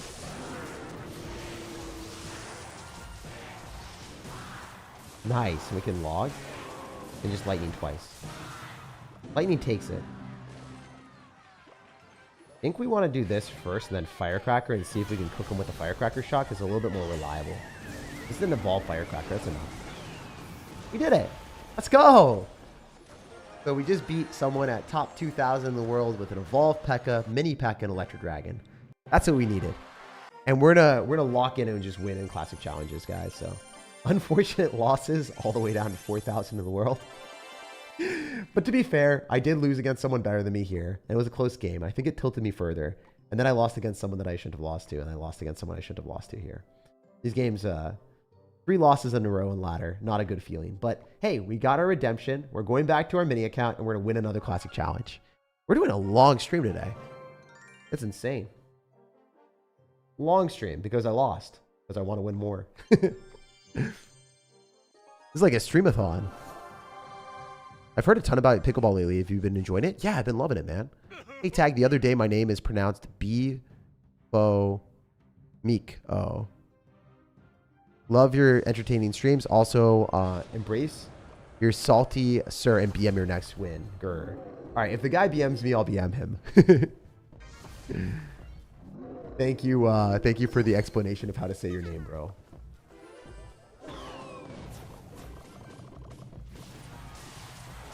Alright, we're going to go for a Firecracker here. And then... one more, Jake? No. We're going to just win the challenge. Because that's what I set out to do. I was going to win 2 of them. And I actually lost both of them. So... this is what I wanted to do. Is I wanted to win the challenge. And I wanted to level up the account. And that's what I'm doing, okay? I'm winning the challenge, okay? We're gonna level up our strategies. The earlier games, I'm not going to try as hard. I'll just try to take the towers quickly. But I really want this challenge. Why aren't you pushing pancakes? Oh, is that what pushing P is? Pushing pancakes? Kidding. I know what pushing P is. I understand. You guys has made me understand that a while back. It's 3 a.m. in India, and I love watching your stream. Well, I love that you're here, bro. Goblinstein is so good, bro. Yeah, it's very broken. It's a very strong card. Conceptually, it's actually not that good, but the ability is overpowered, so that's why. Evo P.E.K.K.A is still broken. It's strong in certain situations when your opponent has Princess Tower, because everyone has Princess Tower. You don't have as much damage as you used to. Hey, man, for me, this game is just so mood reliant. I enjoy watching you commentate. Have a great day. Thanks, man. Yeah, I play really well certain times, and I play really poorly other times, but we'll play better. Is this a deck that you'd recommend to climb? Yes. I would also recommend you guys to be in a good mood and also, like, you know, have eaten food before you play. I play way worse on an empty stomach. I don't know why. Is there something, like, related to, like, playing worse on an empty stomach? Do you play, like, more viciously? Is that it? Or am I just, like, someone that does that? I play way more aggro on an empty stomach. Is one thing I've realized. You might be empty, but we are full of spam. Sorry, join the stream late. What are the best replacements for cards in this deck? You can't really place cards in this deck, unfortunately. I don't want to lie to you guys. Like, if there aren't really that good replacements, you should be playing this in Classic or Grand Challenges to level up your cards and have fun and learn how to play the deck. Very, very fun deck. I guess, like, if you wanted to, you could put in Little Prince instead of the Goblinstein, but that's not going to be a great replacement, to be honest. Because the Goblinstein gives another tank. But maybe Goblin Giant Evolution. But then you wouldn't have Evolved Skeletons or Evolved Firecrackers, so then the deck wouldn't work very well. There really aren't replacements for the deck, man. Even if Goblinstein gets nerfed, I think it'll be better in 2.9 Piggies over Archer Queen. Thoughts? Depends on how hard it gets nerfed. It will definitely get nerfed, which just doesn't... I don't really know how hard it's going to get nerfed. All right, so we're going to Firecracker on this. Ooh, he's spending all of his elixir. He lost. We defend this. Wow, he zaps on that too. That's crazy. This guy's cooking. A replacement for this deck is Hog Cycle. Yeah. You got to like switch out the entire deck. Run a Hog Rider Cycle deck. And Hog Rider Cycle is not as good as this, as Gabriel said. Pop the ability. I think it hits the tower. That's always worth it. Instead of dropping a Ram Rider, just collect your 2 elixir ability doing 1,000,000 damage to the tower. Like, it's so good. That's something I need to start doing more instead of Ram Ridering. Just get my Goblinstein to the tower and pop the ability. Because that's what I was doing when I was playing against top level players. When I was focused yesterday, I was just getting like marginal chip damage until I pressured them to the point that they felt like they had to overcommit. And then when they did, they lost. Like right now, we're just gradually whittling him down. And that's like the best way to play. They should do something with Expo. Yeah, maybe. I mean, I think Expo's not in a bad spot. It's like not a card that is enjoyable to play against, so I don't ever want to see it super strong. Would you recommend this over the Royal Hogs Royal Recruits deck? I think the Royal Hogs Royal Recruits deck is easier to play, and it's more fun for me, but this is the best deck in the game at higher levels of gameplay, so like right now, I'm not playing it very well. Straight up, like I am playing like trash, but it's a great deck, so even if I play poorly, I can learn on how to play it better. I'm showing a lot of the reasons why we're losing is just like overcommitting and spending too much elixir. And as you can see, if you play passive or more like reliant on waiting for your opponents to make mistakes, you can win the game a lot more reliably with the deck. Royal Hogs Royal Recruits is still like got a special place in my heart as my main deck, but that doesn't mean it's the best deck of the game. It would be very biased for me to say, wow, Royal Recruits Royal Hogs are the best deck in Clash Royale, when it's like, you know, a contender for the top spot. It's top 5 in the world consistently right now, but it's not the best deck. I fear Evo Expo, says Gabriel. I fear no man, but that thing, it scares me. The guy you're playing is spamming? Yeah, generally spammers lose. That's what we realized. All right, guys, 10 wins in a row. Let's freaking go. We're going to lock in with no losses. All right, so I'm going to go Skellies in the back just because of the fast cycle card. Cheap way of us getting back to our cards that we need. Ice Spirit here. Ram Rider aggro is pretty stupid in a lot of situations, so we're going to Firecracker and get to our evolution. We get a cannon out of him, which is great. Fireball as well is really funny. We can go Goblinstein. So he dropped a lot more elixir than me. He dropped Fireball, negative trade on the Firecracker, cannon expires, and also Goblin Barrel into a unit for us. So overall, great interactions. We're going to Ram Rider here, and we're going to log on the Goblin Gang and the cannon and win the game. This is over. See, we played passively. We found our opportunity, and then we punished our opponent. See how cool it can be if you're not stupid? You don't play like a dum-dum and you replenish your elixir. You can actually do some serious damage to towers. Who would have thunk? Who would have thought? But yeah, don't be stupid. Calm down whenever you're losing. This is a good rebound, you know? It's a good stream. Showing you guys that I play stupidly too sometimes. A lot of you guys think that, oh, I don't ever play poorly or whatever.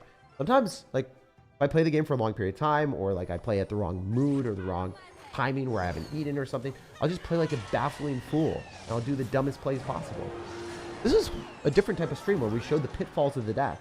And then we're starting to rebound and play better. Which is really cool.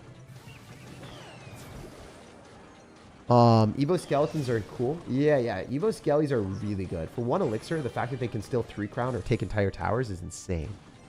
If you don't spam the 8 elixir first play, you guys are killing me on that. You're 100% right, though. I did spam 8 elixir first play multiple times. You got me there, bro. I'm not even going to fib. That was legitimately what I was doing over and over and over and over again. So, yeah, if you don't spam 8 elixir first play, you'll probably find a good way to win.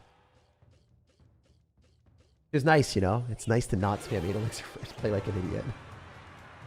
Because I'm really talented at that, guys. It's one of my skill sets, spamming 8 elixir. Not gonna fib. You know, the cool thing is I didn't lose because of matchup or anything really in any of these games. It was more so just skill level, which... you just gotta take it on the chin and be like, hey, I suck. Or like I made a grave error and I won't do it again. I promise. Stop spanking me with a Volpeka. I guess there was one matchup, the Fisherman matchup, but I also overcommitted. And I had a good start, so it wasn't even matchup that screwed me there. I just like overcommitted in a bad matchup. Aw, skeletons. Yes, sir. Strat for bypassing Cannoneer Tesla. It melts Goblinstein and Ram. Yeah, generally like double elixir and you lightning it. Pretty good. Lightning it and double elixir when you can afford to is probably the play. Or defend with your card, like defend with Ram Rider or Goblinstein, and then do that. Okay, we're gonna have to pop the ability here if we have any chance of defending this. The ability needs to come down now so we can melt that. He's gonna get a good ability. He should drop it. I don't know what he's doing. I don't know why he's not dropping the ability. Okay. He listened. He understood the assignment. So he's got the Rail Hogs deck. You guys are asking how to beat this. We'll show you guys what's up. Show you guys what's good. Alright, this cannon is perfect. Ram Rider Lightning on the cannon. This is super aggro. This is super stupid usually. But, woo! We got him, ladies and gentlemen! We had an Ice Spirit and a cannon and the Ram Rider charged directly on the tower. We are locked in. We are locked in right now, dudes. I told you guys I was locked. Alright, we can do this. Ice Spirit. Yo, I knew he would do it. Alright, we should have clicked ability. I can still click ability. Oh! It's Samia Mario. That is it. That is actually annihilation. Wow. He thought I was too dumb. He's like, this idiot doesn't drop abilities. And I wasn't dropping abilities. And now I did. Get at me, brother, man.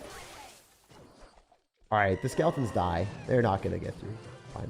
You can't afford it. Oh, he did. Dang it. Boom. Bop. Beep. I am a robot. Alright.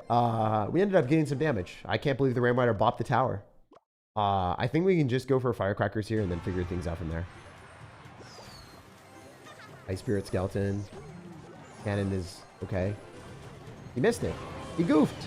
Oh! That log value, though! Guys, did you see that? I hit the Ice Spirit and all the Rail Hogs. That's insane. We still pulled everything with the cannon. Alright, let's pop the ability so we kill the skeletons and do some damage.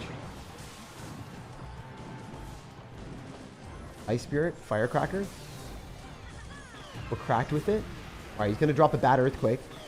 His pulse. Yes! I told you guys. That's the placement. Other side, a little bit. And they can't hit it with the Earthquake. Ice Spirit on his Ice Spirit. Ram Rider here. Why am I doing that? My tower, the tower's already gone. I'm a goofball. I'm a goof. I'm such a goof. It's okay, guys. I might be aloof and I might be a goof, but we still take the tower. And we go K. Skeletons. Ice Spirit. Log on the Rail Hogs. Do it. I dare you. He said, nah. He's like, Jake, I'm not going to do that. Insane defense? Yeah, I played that well. Let's go, guys. Dialed. I'm dialed. Almost got you. No, that wasn't even close. Hog EQ with Einstein deck for right now. You call it Einstein? It is probably not an Einstein, my dude. How he just pekkas like that. That's insane. I wish I had cannon and cycle, guys, but I think pecking in the back is really crazy in this meta. Oh, I messed up. Not that bad, though, right? Bewilder the guards. We're wilding out here. Hell yeah.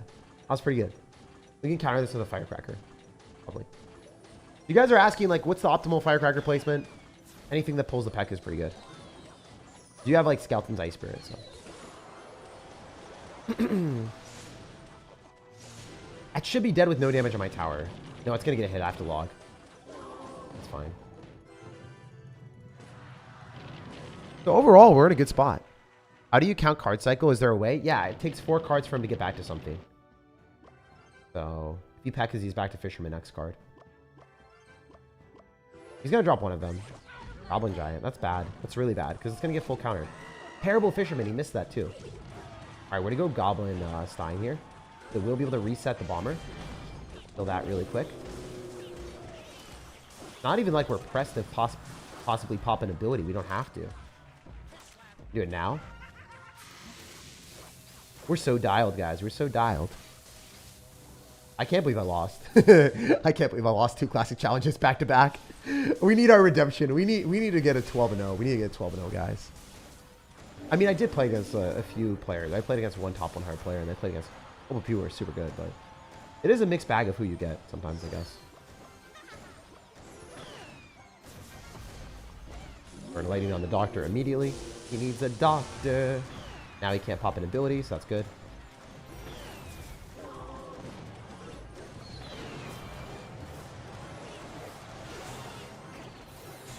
Man, that's so annoying.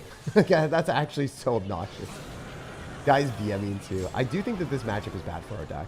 Fisherman and Goblin Giant and all that stuff is not fun to play too, for sure.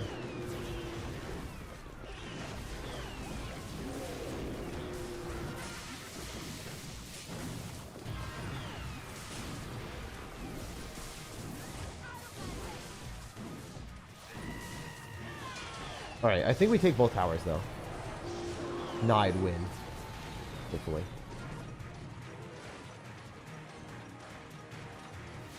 Really? Oh my gosh, you NPC. Why would you BM me and play like this? Oh, he's actually an NPC. That's hilarious. Alright, we're BMing him. This is the first time I'll ever BM someone today. He hard countered me and BM'd us. So. The only time. The only time. Oh, we got him. We got him. That is it. That is it. Hell yeah. Yeah, Arrow's Rage with Bomber and then 2 counters to the Ram Rider is pretty annoying. That is definitely a hard counter. So, I guess if you want to beat this Ram Rider deck, the only deck that like super beats it is that. Like having P.E.K.K.A with Fisherman and then like double small spells. So then the Skeleton's Evolution and Firecracker die. That's a pretty bad matchup. The only time make it count we had to. He said, I don't know. He did some BM when he took the tower. So it was very deserved. It was very deserved. For the one time. Maybe we're going to lose this game after that because I ended up getting bad karma. Don't give me bad karma, game. Why would you do that? You're spending a lot of elixir. I should have Ram Ridered. Ram Rider would have done better than Cannon, I think. It would have given us a better counter push. Still fine, though. We can go Ram now. Maybe just ram through with a log. And skeletons, hopefully. Man. He's going to shut it down. Sheesh. Alright, we'll go Skeleton's Ice Spirit here, just for fun. For fun. For a fun gamer. Alright, that worked decent. I mean, we baited out Skeletons. So not bad. Did he also log that, or am I, like, mistaken? I don't think he did. The fact that he just continuously drops that is crazy. Goblin Drill players built different, man. Alright, we're gonna lightning on a cannon immediately. We can get that near the tower and then pop an ability. That's the way that we are gonna win this game, not anything else. Like, we want good monster abilities. Also, I should have waited for his doctor to walk up because then I would have killed it with the lightning. I screwed up. I screwed up. I screwed up. So yeah, if you wait for his doctor to walk up, you can lightning on the doctor and the tower and the monster. It's not like he was gonna kill my doctor there. I messed up. Pretty big goof. Pretty big goof. Okay, though. Live and you learn, right? We always play better. A little bit of goofage out here. Oh, no. A little bit more than a little bit of goofage. Still winnable. Still winnable. Alright, so... he's just going to continuously poison us.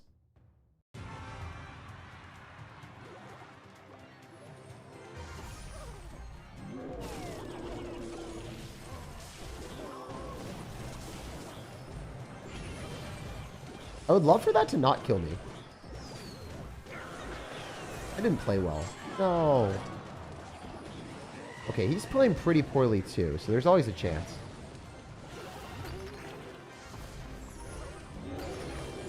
Alright. We'll see if we can cook. There's always a chance we can cook, guys. There's always a chance. Ah, I wish I played this better, man. I would have won. I goofed. I goofed!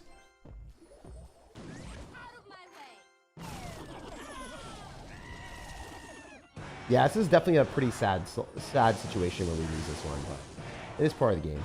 Sometimes you don't play your best. We get BM'd by a Mega Knight Wrecking Ball. Not the best way to lose, but it is what it is. You beat the King of Curses? I did not win that one, though, unfortunately. I did lose that game. I literally said, what if I lose for BMing? And I did. Dang it. All right, we have to play our best here. I really do not want to lose this. This deck that we're playing is so freaking good, so I should not be losing games. I should have popped the ability on the Doctor and played better. All right, we're going to Firecracker on his stuff. This is great. Fantastic opportunity. Amazing log value. Wow, this is so cool. We can counter this with just a cannon. We're currently up a lot. If I played better, I would have won. Exactly. I should have played better. I should have played better, man. It's one of those moments where you're just like, dang it. If only I wasn't a robot and clicked the wrong abilities. The ability that I wasted at the start really spiraled me a bit, I think. We're going to wait and be a little bit more cautious with the ability so we can get more value. This game should be a win. We'll see. Bro literally got... I know. I did get sliced. But I'm not going to do any spoilers for anyone else.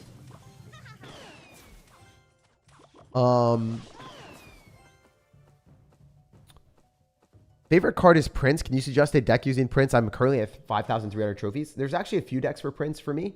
But you can check them out typing in SirTag and then Prince on YouTube. There's a whole bunch of good ones. Usually Mega Knight is pretty good right now with it. So if you like Mega Knight, a good deck to choose, possibly. All right, we're gonna go Ram Rider here. It's a bit weird to do this, but we want to kill the Firecracker. He's likely gonna go for a Valkyrie on this, so we could go Ice Spirit and then pop the ability to kill the Valk. And the Valkyrie doesn't immediately kill our Doctor. I think it's worth it. 2 elixir. Let's see, 1 elixir Ice Spirit. Puts us all down with a log and a cannon. Very nice. Wow, I played that well. I knew exactly what to do. He responded well. We didn't take that much damage. Goes for a Goblin Barrel. We shut it down like this. We go for dual lane pressure, possibly. I think I'm better off doing this. The Goblinstein tanks for a lot more than the Ram Rider, I think. And then, if we can lock onto the tower again, it's just worth. Great evolved Valkyrie from our opponent, though. Oh, you know what? What if we log? Hit his Firecracker? Skeleton's Ice Spirit? Oh! Seriously? You're gonna whip out arrows on me like that, brother man? That's rude. You uncivilized scoundrel. That's not what we want to see at all. We can lightning, though. And our stuff is pretty separate. Alright, we're just gonna lightning on his units. And then drop the ability. This is going to win us, dude. There's no way he defends that, so that's over. I didn't expect him to have that, though. I didn't expect him to have the arrows. Did I see arrows earlier? Am I just bad? Might be. We go High Ice Spirit. Log for sure. It's just guaranteed that we defend. And we win. GG! Let's go! This one. Inside corner is always more difficult for them to predict because they expect it in the back. They just drop their cards in the back. They never drop it inside corner. Bro, stop ignoring me. I'm not trying to ignore you. Sometimes I just don't see some of the messages.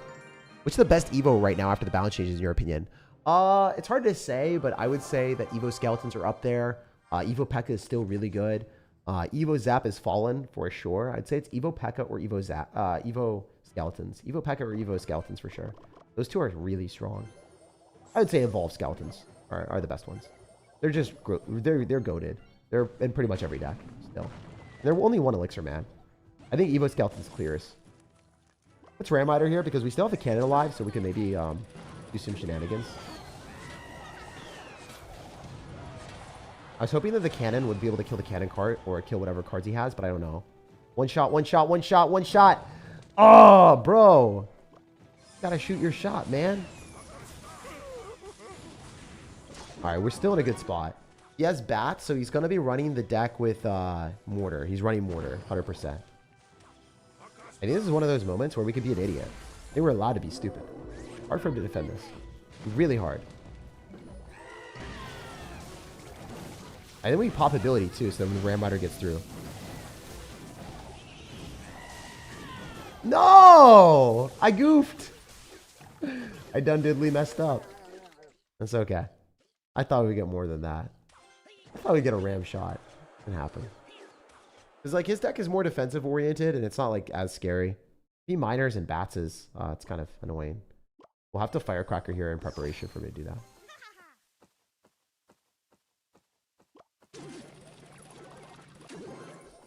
Yeah, I knew he was gonna do that.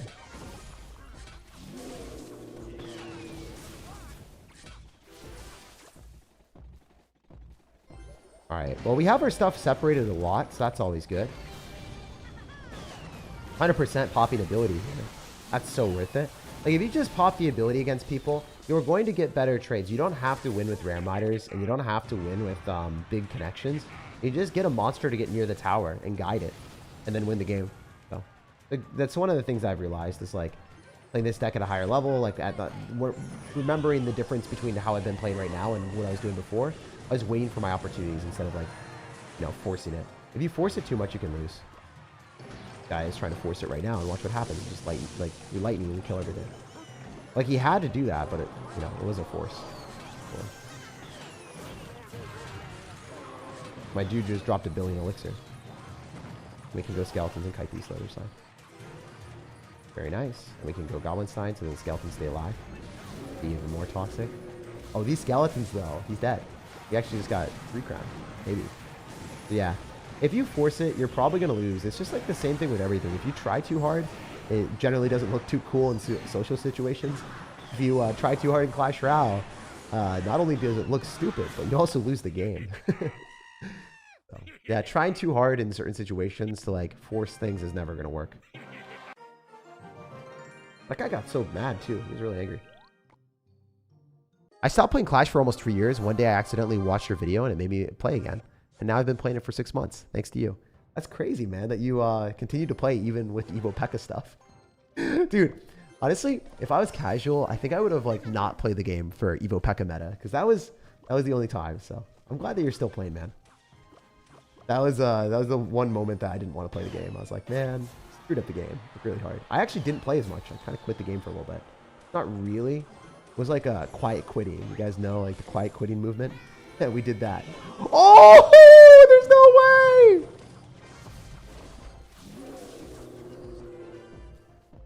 way!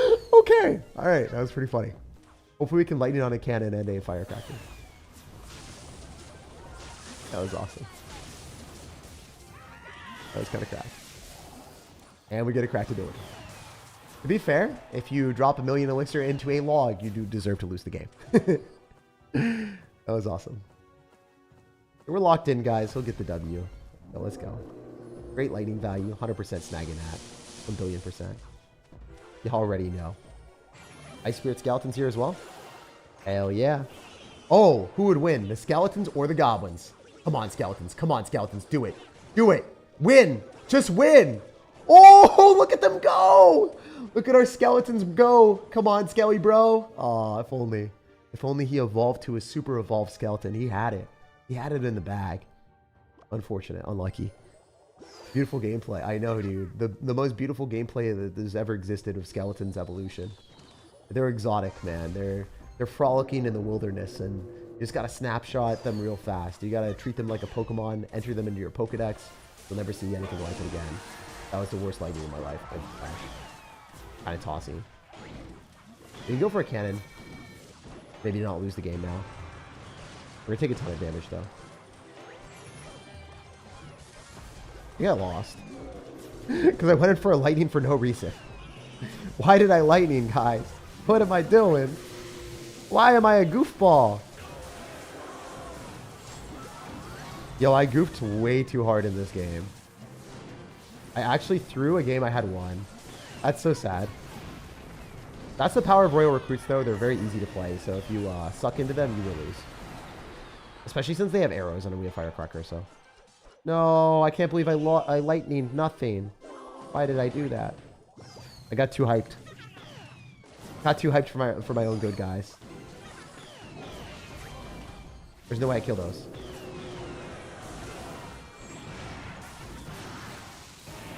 I lost.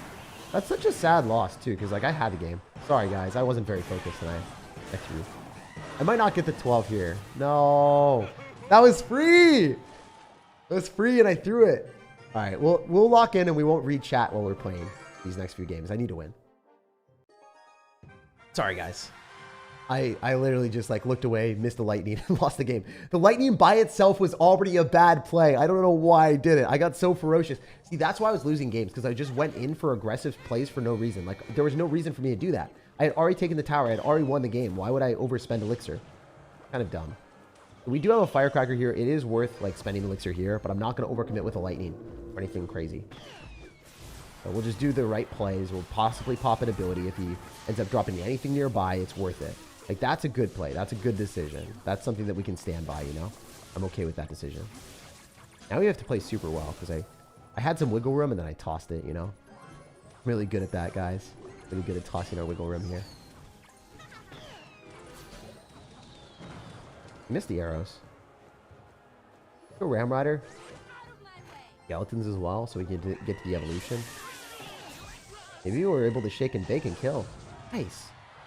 His Electro Wizard died. That's insane. Go! Yeah, that lightning was so bad, man. That lightning was so bad. I don't know why lightning on the firecracker. I have no excuse for that. It's not your day. It's not something to say, man, by the way, if you were wondering. Like, obviously, I don't really care that much, but yeah, for social situations, if you see someone, you don't say, it's not your day. You know, you try to bounce back. One Larry? Yeah, I mean, I played well, and then I just messed up. I played really well on defense, and he overcommitted. He dropped, like, everything into a log, and then I just threw. Not what we want to see. That is what it is. All right, we're going to Ram Rider here. Pull that back, maybe.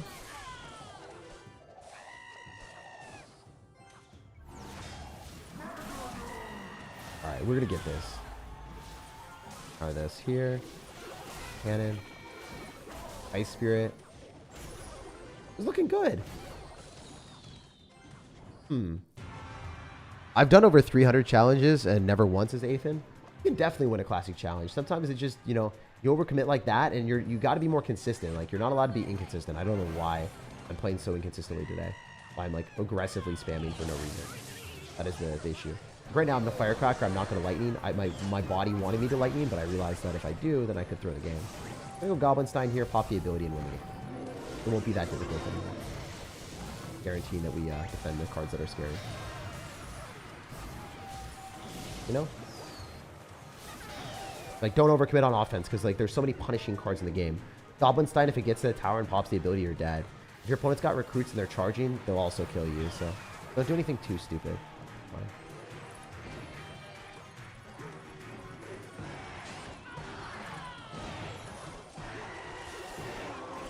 Really? That's not good. Alright, we're trying not to get 3-crowned here.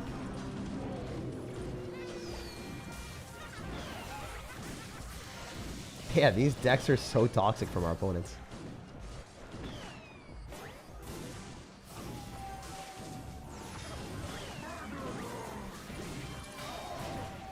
They all have arrows.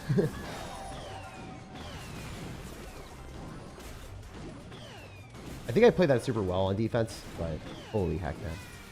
With the cannon, we should be good.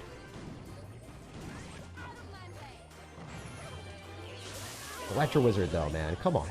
Stop that. There's no way. I pre-logged the Goblin Gang. Didn't get damage. Insane. We Mega Knights or something?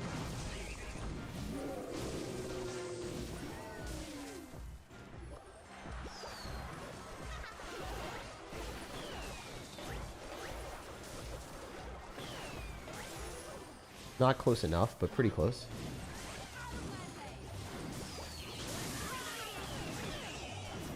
Did I really not get through? That's insane. And then he's just gonna randomly spam stuff.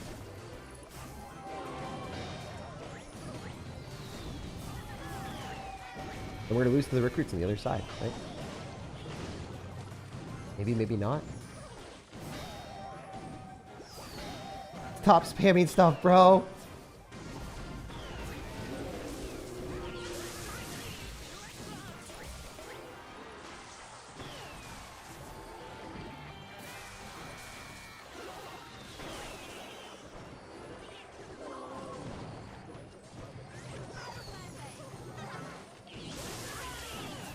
Alright, we just want the Ram Rider to connect, but I don't know if that's going to happen. Finally get him. Holy hell. That was a crazy game. Wow, that was not fun. Electro Wizard plus Mega Knight in the same deck is insane. Yeah, with arrows? That's crazy. I guess a lot of people are just running arrows. Arrows, arrows, arrows, arrows, arrows. They're all running arrows, so it is tough. It is winnable, though. Sheesh. Sheesh. 5 more wins in a row. I know, dude. We just got to get him. Oh. All right, we're going to play super, super clean here. We're just going to make sure that we try our hardest here. I didn't play well earlier, but we're bouncing back. We are bouncing back. All right, we're going to use the firecracker on the bomber. Definitely going to go cannon early. Royal Hogs coming down makes me want a Goblinstein.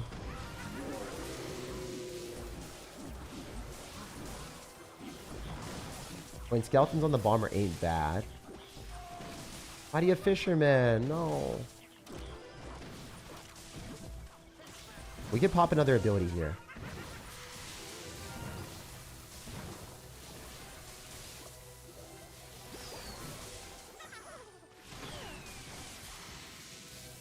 Okay, he gets a good ability as well. Fisherman's out of cycle, though. Maybe we can do something. Hopefully he doesn't have the best card cycle imaginable with a P.E.K.K.A and a Fisherman. That make me so sad. Let's go! Let's go! That's huge. Oh, another skillless row recruit stack. Feels bad, man. Winnable, though. Winnable. Alright, we'll go for Skellies here. They'll kill everything. Cannon's still alive. You can't go Royal Hogs for a little bit. I think we have to go Firecracker, Log, Ice Spirit against this Royal Hogs. Or maybe we can click ability with Goblinstein. We'll drop it on the right. I want to go Goblinstein here. Right side. Protect our tower. Protect! We must protect! Alright, so we could Firecracker on that. That's not really a great play. Also, adjust our face cam so you guys can see me a little bit better. Firecracker here is probably ideal. Get some extra damage, you know? I want to pull his units in the middle.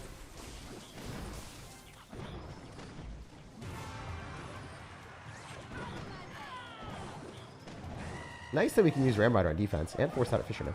Very cool. Firecracker here. Ice Spirit, Goblinstein as well. Oh, there's going to be a huge ability. Ability is about to be the monster. It's about to be the monster. And with Evo Skeletons, we got that. Left side for sure. Then we can Ramrider, we win. We'd win. No, I'd win. Let's go. We got him. Alright, we're so dialed here. I can't believe I tossed the other game, man. I guess you can't live in the past, but that was...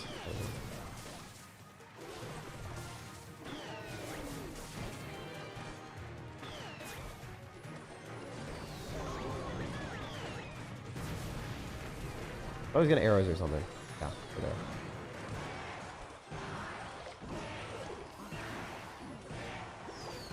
Nice. Fully focused on the defense. Got the W. We're jumping on to the next one. Whew. It ain't easy. Sometimes you can get overconfident because an interaction goes your way and you're like, I got this easy. I know. And then I start reading chat and I'm like, let's go. And then I lightning randomly and play on autopilot because I'm so used to playing on autopilot for 3 hours. And like, I need to think. How to use Ramrider well? You don't drop it into buildings where you get negative elixir trades. That's the #1 way. Don't drop it into cards that will give your opponent negative, give them positive trades. I'll drop Ramrider on defense a lot of times. Like right now, I think this is good. Skeletons, I think that full counters. And then we get a cannon, which is not great for us, but not terrible. The Ice Spirit should connect to the tower. The Skeletons might actually. Spooky, spooky skeletons. Spooky, spooky skeletons. Firecracker here on the Mighty Miner. It will pull. Very good. Very nice. Unfortunately, he's going to have that. I hate that guy.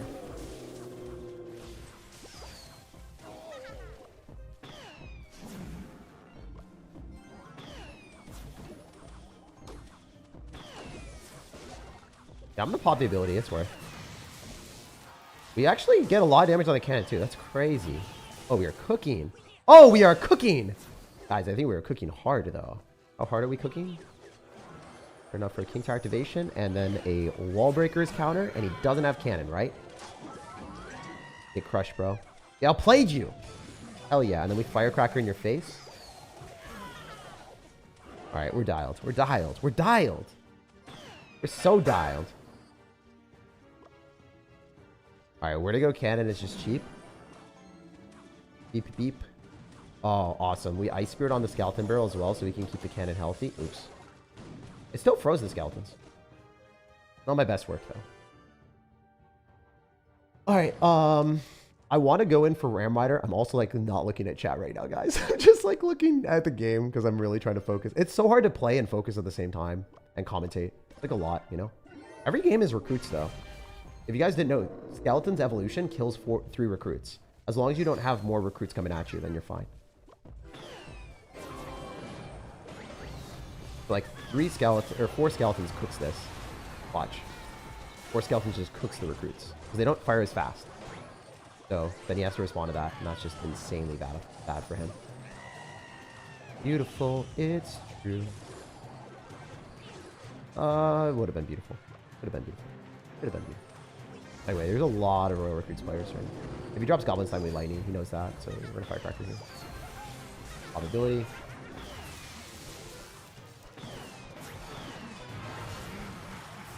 All right, that's Lightning range. See, the issue is this deck is very low skill, so he is allowed to spam whatever he wants at all points in time, and it is horrible for us to play into. It's not fun. Not a fun experience playing against someone that spams every single card every second.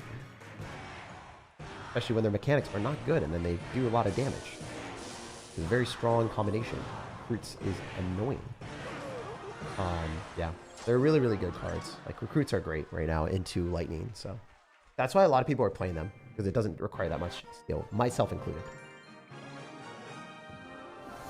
Oh my god, we're playing against a rank 168 player in the world. What the heck, Clash Royale? I was just trying to get a classic challenge for the one time. Don't give me good players. No! Alright, let's win. We're so dialed. Rank 168 player in the world. We're so dialed. We're so dialed.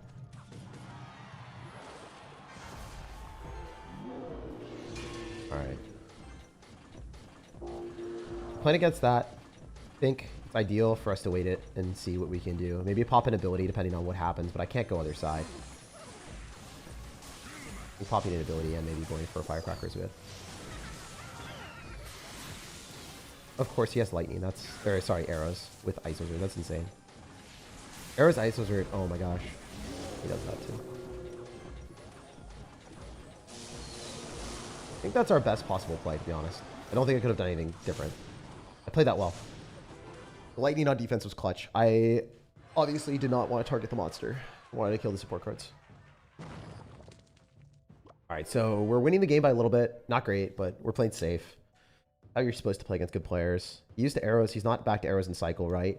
We can go Ram Rider and Firecracker on a P.E.K.K.A. Then get back to a cannon. Wait. I messed up. I goofed. That wasn't what I was supposed to draw.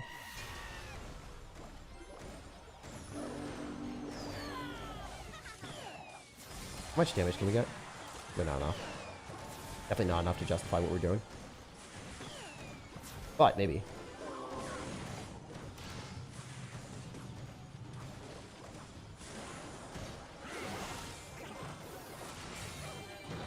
Good Ice Spirit. Wow, I played that so well. I could will get a hit. Am I gonna kill this? Okay.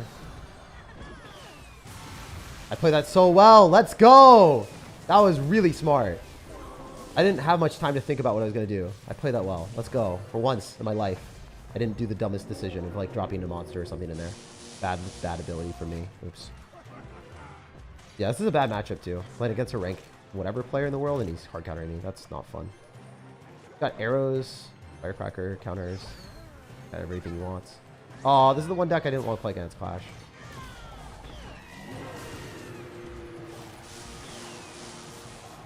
Alright, how much damage do we get though? There's always a question of how much damage do we get.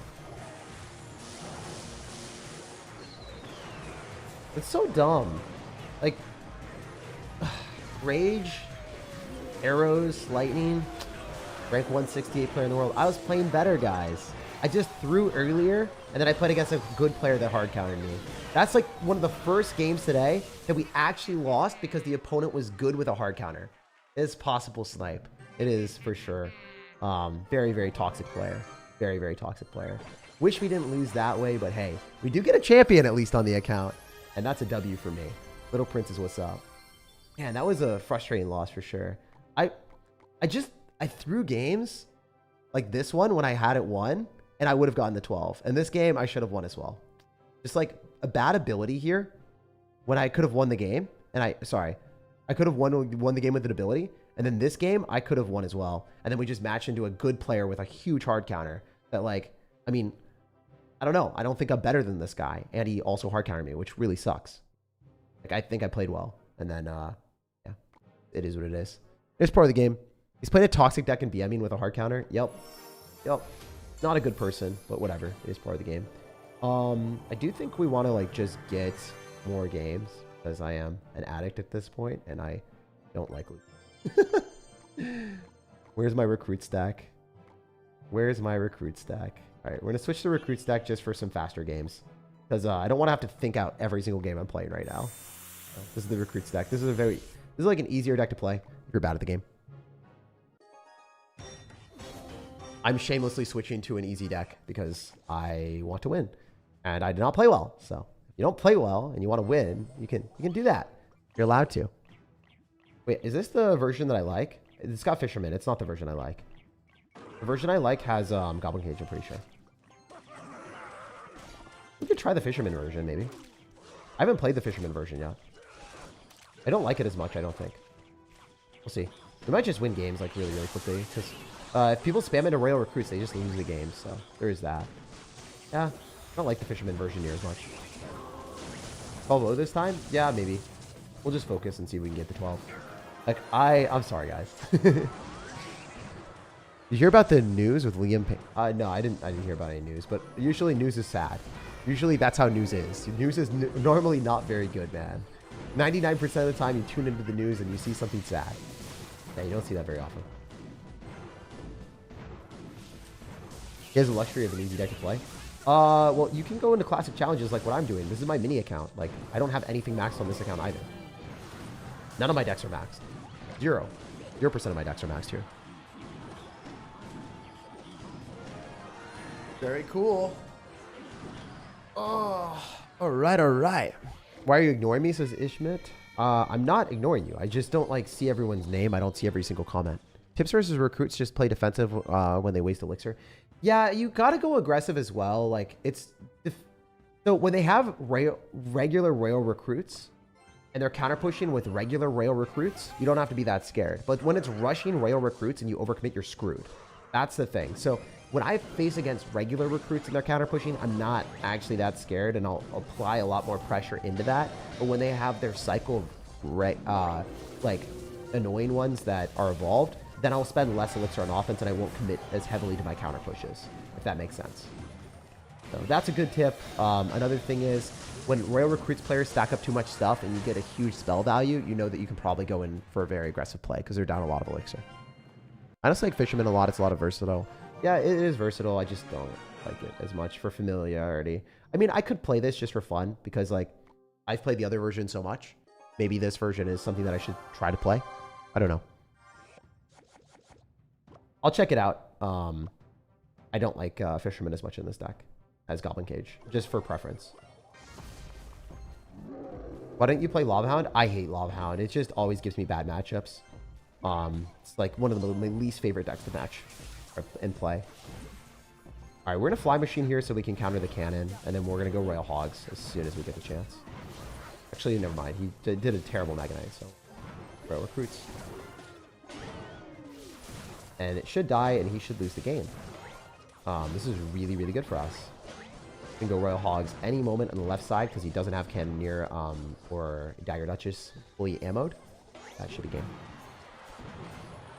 I miss your old videos where you used to brainstorm decks. You play one game in this classic challenge with a deck that you can cook up now. I mean, I definitely do decks that I cook up, but it's not as often. I think it's like once every 2 months. I think you're right. You're right about that 100%. For the most part, I try to, like, when people get mad at me because I would cook up a deck and they'd say it's good, right?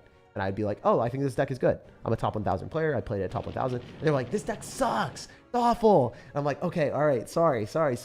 And then I showcase like a different deck where it's a top 20 player in the world playing the deck. I'm like, hey, look at this deck. It's really good. And they're like, it sucks. It's awful. And I'm like, ranked 20 player in the world is playing it and he's got over 1,000 games with it. So how are you going to say it's awful? And they're like, oh, I'm sorry. So There's a difference between playing an objectively good deck and a deck that you think is good. So a lot of times I try to have fun while also playing good decks. I should cook up more of my own decks for fun, and maybe I can title it and say, I made this deck, like, I cooked up something crazy, or I cooked up my new favorite deck. I could do something like that, and I could title it that way. Then people know blatantly in the title that it is a deck that I built, instead of a deck that I caught from the top 200. Yeah, I'll have to say in the title and the thumbnail so then people don't get, like, confused. Because I've built up, like, a reputation of showing really good decks. Like, right now, this deck is really, really good. And the earlier deck is really good, too. What's up? How was your day? It was really good so far. Terrible day yesterday, so hopefully today is a lot better. I want it to continue to be better. I did not get a Clash challenge, so a little bit tilted. Not gonna lie, tag we're tilted, but we'll get the CC. It doesn't need to be good. It just needs to be fun, good with your content in the vid. Yeah, we'll see. For your Goblin and Skeleton Barrel deck, can I use Goblinstein in it, or is it too expensive? Yeah, you can use Goblinstein in any deck, and it will instantly make the deck better. Instantly make the deck better every time. Just how it is. So he's going Hog Rider and Ice Spirit, so he spent already more elixir than we did, so we can go for Royal Recruits here, protect the Bomber, and he's in a bad spot because he has to defend all of this. This is a lot of stuff. We have arrows, so we can do the slimy tactic of arrowing on top of the Firecracker that's happened to us all day. Now we can finally do it to our opponents. But we're going to get guaranteed damage, which is a big benefit of this deck. Which country are you from? United States. I'm in Seattle. I've been using Goblinstein and Mega Knight bait in Reach Leagues. Congrats, man. That's the dub. Love hearing that. The benefit of Hog here is easy King activations. We can go Bomber with this. And then we're going to kill anything that he drops in the middle to distract, possibly. And we're going to get to the evolution. We want to get Recruits, Evolution, and then Evolution Bomber. That's what we want. We want everything together. We're going to go most of our Recruits to the left so he can't Hog Rider there. I mean, he can. It's just bad play. Now he doesn't have Cannon in cycle. Firecrackers, which we should be able to snipe with our Fly Machine. And we can also arrow simultaneously. The Firecracker will enrage our Recruits, so they'll start charging. Alright, Log plus Firecracker is really good against Recruits. If you guys notice that, that is a good defense. The Firecracker shot, then Log, and then the Recruits pretty much die. So, good play on our opponent's end, but it didn't matter all that much. So y'all can rewatch that interaction that he just did on defense. I'm not even gonna lie. It's always fun learning from opponents. If you play a deck that you don't know how to defend, watch what your opponents do to defend it. And then you'll get better at the game because you'll see what they do, and then you can do the exact same thing when you're playing their deck or you're using their cards. Something to keep in mind. Always having that learner's mindset. It's a good feeling. We're gonna Fisherman here on the Hog Rider. When we counter it, no damage. I think it's no damage. Yep, beautiful. If you keep your Fisherman there and you activate King Tower, you'll take no damage against Hog Riders. Less elixir than spending a Goblin cage as well, so another big benefit there.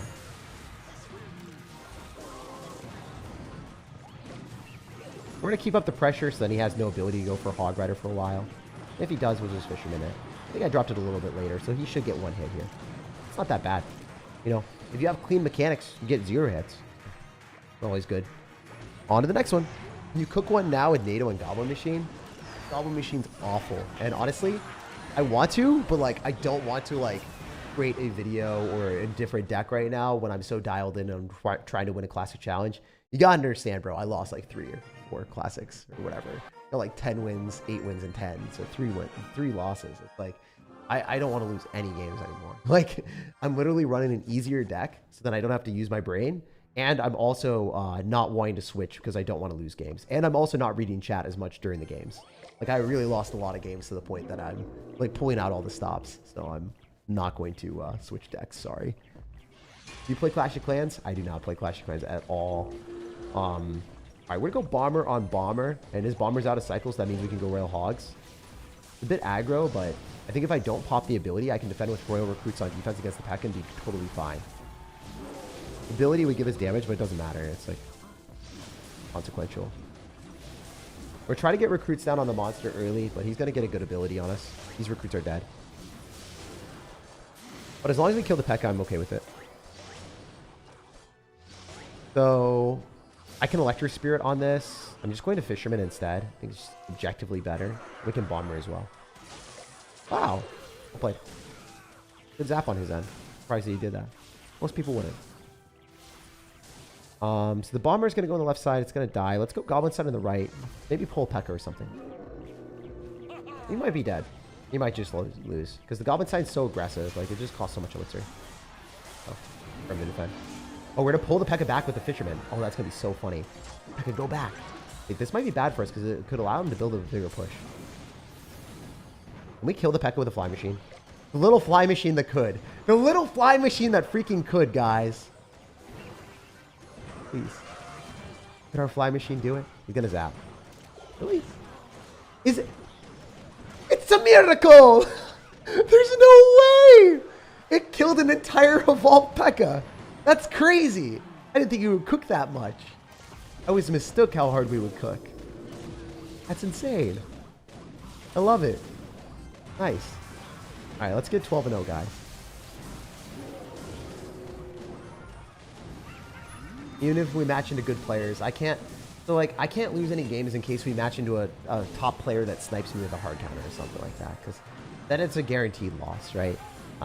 Because if we get another one of those guys that just, like, decides to spam a whole bunch of, like, BM with a huge hard counter, there's a top 150 player that's actually better than me, I'm not going to win. So that's why we're not cooking right now. We're just trying to win. Usually, the best time for people to snipe me is when I've lost a lot. So this is probably the time that I would get sniped the most often. Like, because they'd be like, oh, I want to tilt him so he doesn't get the 12 in there. That's probably, like, the mentality. So that's, I don't want that to happen. So that's why I'm trying to win as many games as possible so I have a little bit more leniency in case that does happen to me. We're just going to protect the right tower because the left tower, it doesn't matter as much. It's just a doctor, so it won't take my tower. I used your deck and got smoked, says Dywit. Happens, man. I mean, different decks are for different folks. This deck is a lot easier to play. This deck is very easy to play. Pro recruits. Woo! In another stream then? Yes, sir. Yes, sir. In another stream for sure. Which is better, Evo Goblin Barrel or Goblin Giant Evo? They're entirely different cards, so can't really compare them one-to-one. Goblin Barrel is used in bait decks. Goblin Giant is used in beatdown decks. They are different.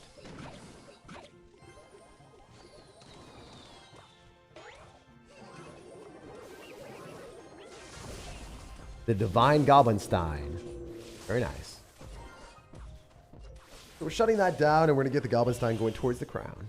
And we can pop an ability here. Probably better to drop Bomber most times, but figured might as well get a hit. Yeah. We do get some shocks on the tower, so it's probably better than the Bomber, actually. Hard to say, though.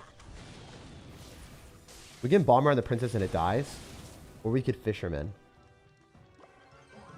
Fisherman seems pretty useless in this game anyway, because it's like not great into Royal Recruits, so just use that. Let's see how this does. Oh, he's feeling fishy. What? Is that a play? I haven't seen that in forever. Crazy. Well, we have to wait a little bit. I think we don't know what he's going to do. So I could go recruits on defense if he spams stuff at the bridge. If not, we better to go Bomber Electro Spirit. Yep. What I thought. So we want to fight on our side of the map so we get to use our towers to our full potential. The Bomber is going to hit that, so they're going to charge at me. Never mind. Did we just win? I think we're good. I think we're good to go here. Do this. I could have arrows on everything if I spent 6 elixir, but I didn't.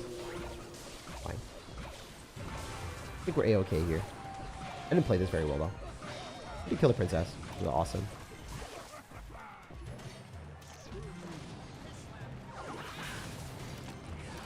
Ooh, bad arrows on his end. Bad arrows, bro. That is it.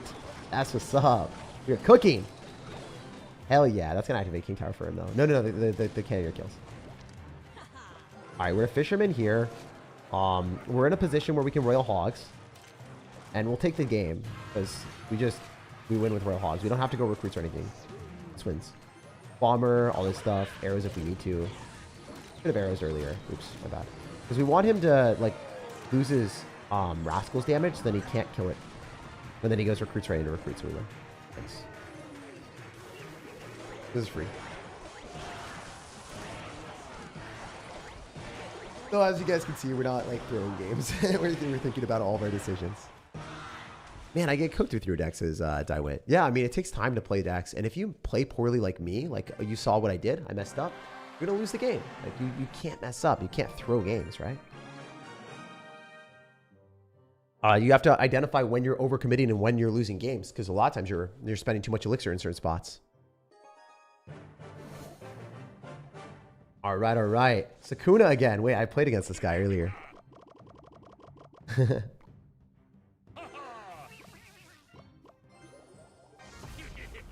don't think he's very happy. I don't think Sakuna wants to play against me right now. I think Sakuna's my friend.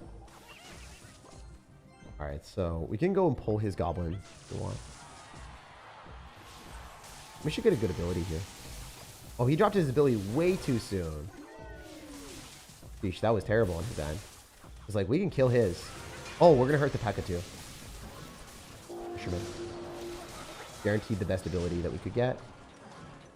Get our recruits to counter the P.E.K.K.A because they're going to get like a lot of damage on it. It should die to the Princess Tower now. I don't think it gets a hit, so I'm not spending the elixir.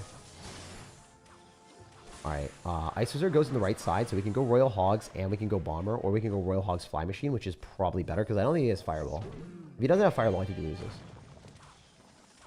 He just lost. I knew he would do that. Like, he just dropped too much elixir. The Ice Wizard was too much. So I was like, you know, if you mess up like that, we're going to cook you, my guy. That's not good luck. You made a big mess up. So, yeah, being a top 1,000 player, I can usually identify that when I'm, like, dialed in and I know when he's screwed. So I just smell blood in the water. I take it. Right? That's how I play Clash Royale generally, like, when I'm playing my best. Is I'll identify when my opponents are weak, and then you scam. And that's the reason why this deck is super strong, like, for easier to play, because you can be bad at the game and just, like, I don't know, it's just, you have so much punishing potential. The other deck is a little bit harder to play, admittedly. I do think it is. But this deck is just, like, brainless. It's recruits after all. Recruits are very low skill. They're fun. They're my main deck, but they're low skill. What's been your favorite meta? I don't know, man. Not really sure. The main expansion, infinite stupidity. No, he didn't do anything that dumb. He just messed up. He goofed. Some people will mess up. Like, I messed up all the time, man. I screwed up super hard in a lot of my games. It happens. It's part of the Clash Royale. It can be that way. Game be ruthless sometimes. Alright, well, both towers are shooting that, so we should be fine. Evo skeletons might be able to find their way through, but I don't think so. We have too much stuff, right?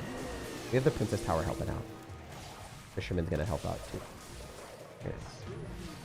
Ah, Evil Bomber right into arrows. That did not feel good. We'll go for a Fly Machine and see if this guy rage quits. He rages, but he doesn't quit yet. He did part of it. He understood half the assignment, but yeah. The King of All Evil did not win. GG. Yeah, he did rage quit. Should I buy Goblin Giant Evo or Goblin Barrel Evo? I don't think you should buy either of those. They're not, like, extremely good. Do you only do YouTube? Yeah, pretty much. YouTube is my main job. I really love YouTube. I mean, I have other media. I have, like, you know, Twitter, and I also have Instagram. If you want to follow me at SirTagCR, feel free to. Usually my Instagram has some spicier content where I'll show some real life stuff. Nah, SirTag would win. I love you, hero. You are my hero. Not academia. I have 6 Evo shards. What Evo should I get? Okay, so that's a better way of phrasing it. I was going to say, like, if you do have Evo shards, P.E.K.K.A Evolution is probably not going to get a sizable nerf. And it's really good after it got a really big nerf. So, like, it's not going to get nerfed again. There's no way. So, I would probably get P.E.K.K.A Evolution if I like P.E.K.K.A cards. Or if I like beatdown decks. Other things that you could do is you could run Skeletons, which are really good. I think Skeletons are the best universally, actually. Yeah, I just pick Skeletons, for sure. I'd run Skellies. All right, we're going to go for Royal Hogs and Fly Machine, and he's probably dead. I mean, he spent a lot of elixir. This is one of those situations where if your opponent overspends, you just kill them. And, like, holding a lot of elixir is good because it gives you the opportunity of punishing your opponents. So if I'm just holding elixir until I have a huge elixir advantage, I'm like, wait, I'm at 10, he's at 4, he's dead. That's what's been happening because they'll overcommit, they'll drop a bad ability, they'll do something stupid, and then you just punish them with Railhog's Fly Machine because it's super hard to defend if they don't have Fireball, which most decks don't have Fireball right now. Almost all of them have Lightning. That's why recruits are so good right now. A lot of people don't have the right cards to deal with it. So I was able to win the last games with Lightning, even though it's difficult to beat recruits, because I was probably better than the people I was playing against. And also, you know, I'm also someone that's played recruits a lot, so I know how to beat them, but recruits are difficult when you're playing Lightning. And the last deck, it is higher skill, so it is the best deck in the game. I think it is. It's better than the recruits deck that I'm playing right now for sure, but the recruits deck is harder to lose with, to be honest. Whereas the other one, like you can fumble, you can mess up, and you don't have the ability to come back in the game as much. So when I'm saying like what I think the best deck is, I'm talking about like the highest level of play. Probably at my level of play, this recruits deck is better, to be honest. But I play it with Goblin Cage instead of the version that you're seeing right now. Also, I love doing this because it pops onto the tower and it also hits the Doctor. Evo Bomber is goated in this meta as well. I think Evo Bomber is definitely a contender for one of the best evolutions. Because the way it works is it just seriously screws everyone over. Whenever they're using the Doctor and they don't have Elixir to defend against, or they don't have arrows, the Evo Bomber splashes through the Goblinstein and then hits the Doctor, and then the Doctor isn't able to pop the ability because the Goblin isn't very far away, so the Goblinstein plus the ability can't end up hitting what it wants. So really good way of playing Clash. All right, we're gonna easily arrows here, shut that down, and then collect our win. Very dominant win. This stuff. You edit your own videos because the edits are insane. I can edit my own videos. I have edited my own videos. I don't edit my videos frequently because I spend more of my time recording and streaming with you guys every day and creating sponsorship stuff instead of editing. I do edit some of the sponsor stuff though. If you guys see sponsored videos or sponsored like ads, I'll typically edit like half of those. Or I have been recently. Is it hard to get a 3-star win at the top? No, not really. Sometimes it's easier because people will rage quit when they understand the game's over. They won't play the game out because they're so good. They're like, I don't want to waste my time. Game's over. It's like not very fun. Like you'll see in my videos that I've recorded recently, like when I've been really trying at higher levels, you know, the people have been rage quitting a lot because they are frustrated when they lose. They want to play the game out. I lightninged already, so we're in a good spot. We can just Royal Hogs, and as you guys can see, a lot of people don't have answers to Royal Hogs because they're all running lightning stuff. So if they're ready for a meta where lightning is prevalent, like it's just like it's good against Goblinstein, it's good against like, you know, wizards, but really, really, really bad into Royal Recruits decks. And I guess that's why a lot of people have been playing Royal Recruits when we hit like 10 wins in the challenges, because Royal Recruits just steamroll people and you can mindlessly spam Royal Recruits without thinking. Have you opened Lucky Drops a lot? I've gotten so much gold. Yeah, I just get gold, man. I just get gold every time. I don't know why. Goblinstein should get nerfed. Its ability is too OP for 2 elixir. I agree. We'll see, though. In what conditions would B-Rad return to the game? Such an entertaining creator he is. I mean, he's still returning. I mean, he's still recording videos, right? It's just like, I think they would have to revitalize the entire team, and Supercell's not going to do that. I don't think they care about B-Rad enough to do that. Objectively, in my opinion, they should. Like, it financially makes sense for them to care about the biggest creator in English, right? B-Rad. But for whatever reason, like the people that had jobs at Supercell that were working on Supercell did not care about B-Rad. Like, he was asked for his opinion on things and then he just like did the exact opposite every time. So it was like, they didn't even listen to him ever. So as a creator, like it's disheartening for that to happen. So then he just like gave up on the balance team, on the Supercell team in general. So I felt really bad for B-Rad. You know, he's a good guy. We'll see what happens. I mean, he's definitely, he's made enough. He's good. He doesn't have to do YouTube anymore, actually. He doesn't even have to. He's just doing it because he wants to. He's in a really good spot. He had the most views out of every single YouTuber. Way more than Orange Juice. Way, way, way, way more when he was trying. Way more than anyone. Yeah. We'll see if he ever does that again. I don't know if he wants to. Maybe he's just chilling and enjoying life with his dog. Who knows? I think Lucky Drops are better if you play a lot. Yeah, I feel like that's probably what they've been going for, right? They want you to play more, right? And they want to incentivize. And they want to make it harder to get really good drops. Brawl Stars does a good job with that type of stuff. Pop the ability here. Nice, good damage. The damage. Ho ho. Regardez. Enchanté. S'il vous plaît, please give me the tower. Ah, he didn't do it. GG. Why didn't pull the doctor to the king tower and activate it? I could do that. It's a play. All right, anyway. 8 wins, 0 losses. Pretty cool. I guess I just needed to do this earlier. I needed to play the brainless deck. Why didn't I play the brainless deck, guys? What the heck? Why didn't I play the brainless deck? Easy king tower activation with the electric spirit, so take that. This is a bad decision for him to go for an electric spirit at the start of the game. You should never do that. Yeah. Unless you want to lose. Hee hee hee ha. Hee hee hee ha. Alright, we'll go bomber in the back because we don't know what he's going to do. Arrows on that. Instead of going recruits in the back, I wanted to formulate a cohesive push. And I don't want to waste elixir. So we're going to go recruits directly on the P.E.K.K.A. This is still a fantastic position. Even if he kills the doctor, I'm not popping the ability to get a little bit of chip damage. I don't need slivers and crumbs here. I want to utterly wreck this guy. So I'm going to go electric spirit. I'm going to go for another bomber. I should be able to kill the ram rider without it. No, it's going to get hit. What am I thinking? The fisherman. Oops, my bad. Still fine because we cycle the bomber evolution faster. So copium maybe, but I think it's the right play. Maybe. Who knows? Is he just going to get cooked? Is this game already over? Like, he's losing his bats. The bomber does nothing. I don't care about any of these counter pushes. Also, I'm sure you guys can notice, like, since I'm so confident in this deck, I know when I can punish people. I know when I can win. The other deck, the higher skill deck, I was doing dumb, aggressive plays that I thought would work, and I was limit testing the entire time, and I was failing every time. I was like, Jake, why are you doing this? So, yeah, there's a difference. There's a distinct difference between skill levels of, like, knowing what you're doing and what you're not doing. Like, I didn't know any better. I was too dumb. I didn't know the deck well enough, and I was really limit testing, guys. I was going Super Saiyan mode, and then I was like, I don't know, faltering really hard. Don't be me. Be smarter. All right, we're gonna try to counter these bats with arrows, and we should be good if we can put those. These bats are putting in work, though.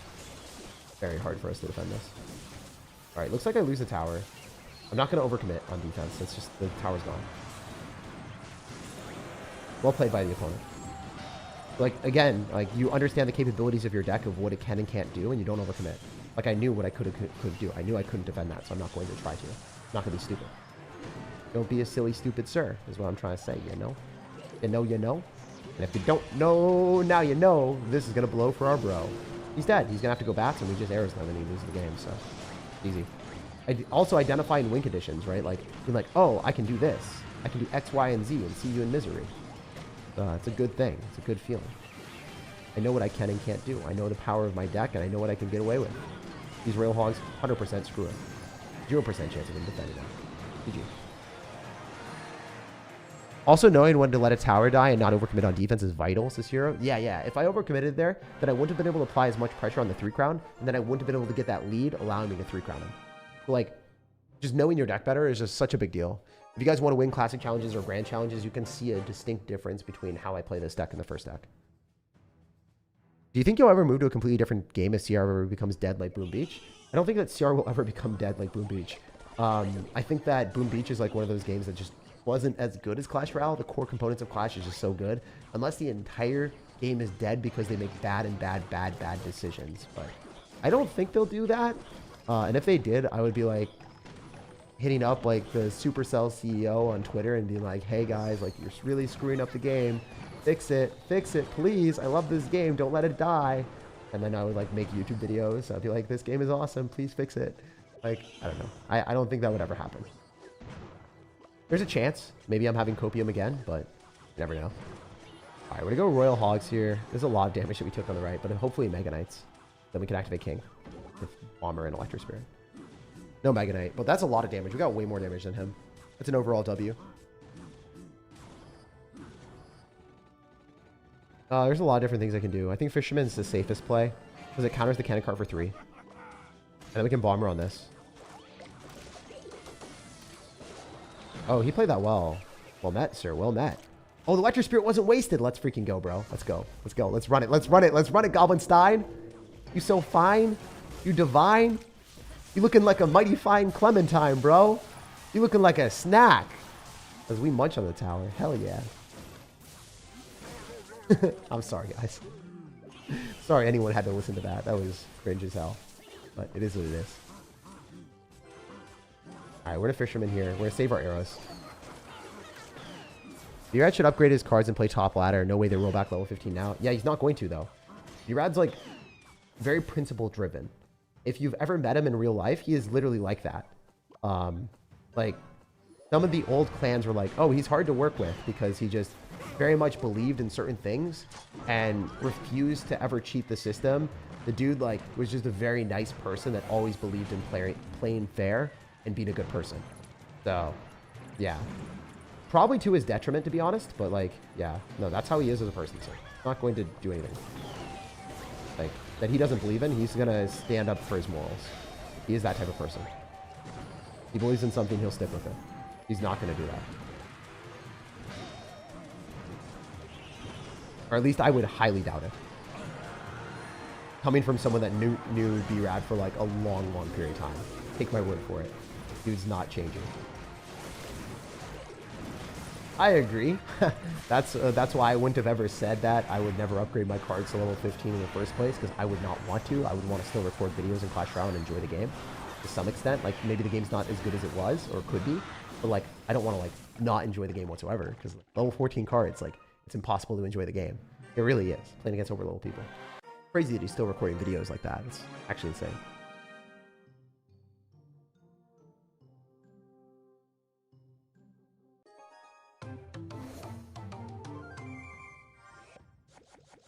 All right. Build momentum with recruits is a great strat, to be honest. Yeah, it's a strong card. I like going bomber first, so then we give him the chance of stupidly spamming into our recruits. Well, that's great. Let's go. All right. No, I don't know anything about One Direction at all. I, like, never listened to their stuff. What made you start YouTube? One of my friends said, oh, you're really good at Clash Royale. I want to watch you play. And then rest is history. I think we already won. Like, this guy is probably dead. Okay, so I can see why Fisherman is played in the deck. It just allows you more offensive potential for less elixir than a Goblin Cage. I don't like it as much. Still. I'm very good with Goblin Cage. I know all the best placements. I know how to play it extremely well. And Fisherman, I mean, I'm okay with it. I'm good with it. I just don't like it as much. Goblin Cage is one of my core cards that I've played with thousands and thousands and thousands of games. I am the Goblin Cage master. I was one of the few people in the entire game that was excited for a Goblin Cage evolution, okay? That's telling you guys. That's like the #1 thing. That's how you know a Goblin Cage enjoyer, if they like the evolution. Because I was one of the only people in the entire game like okay with it. Yes! And everyone's like, Jake, why are you excited about this stupid cage? There's nothing. Riley and Ian are like, Jake, you're crazy. I think it's just Riley. He was like, why? Why are you so excited about this? No reason. Yeah, are we gonna 3-crown? I think we 3-crown. 100% we 3-crown. Alright, let's just focus on defense first and then 3-crown after. Possibility.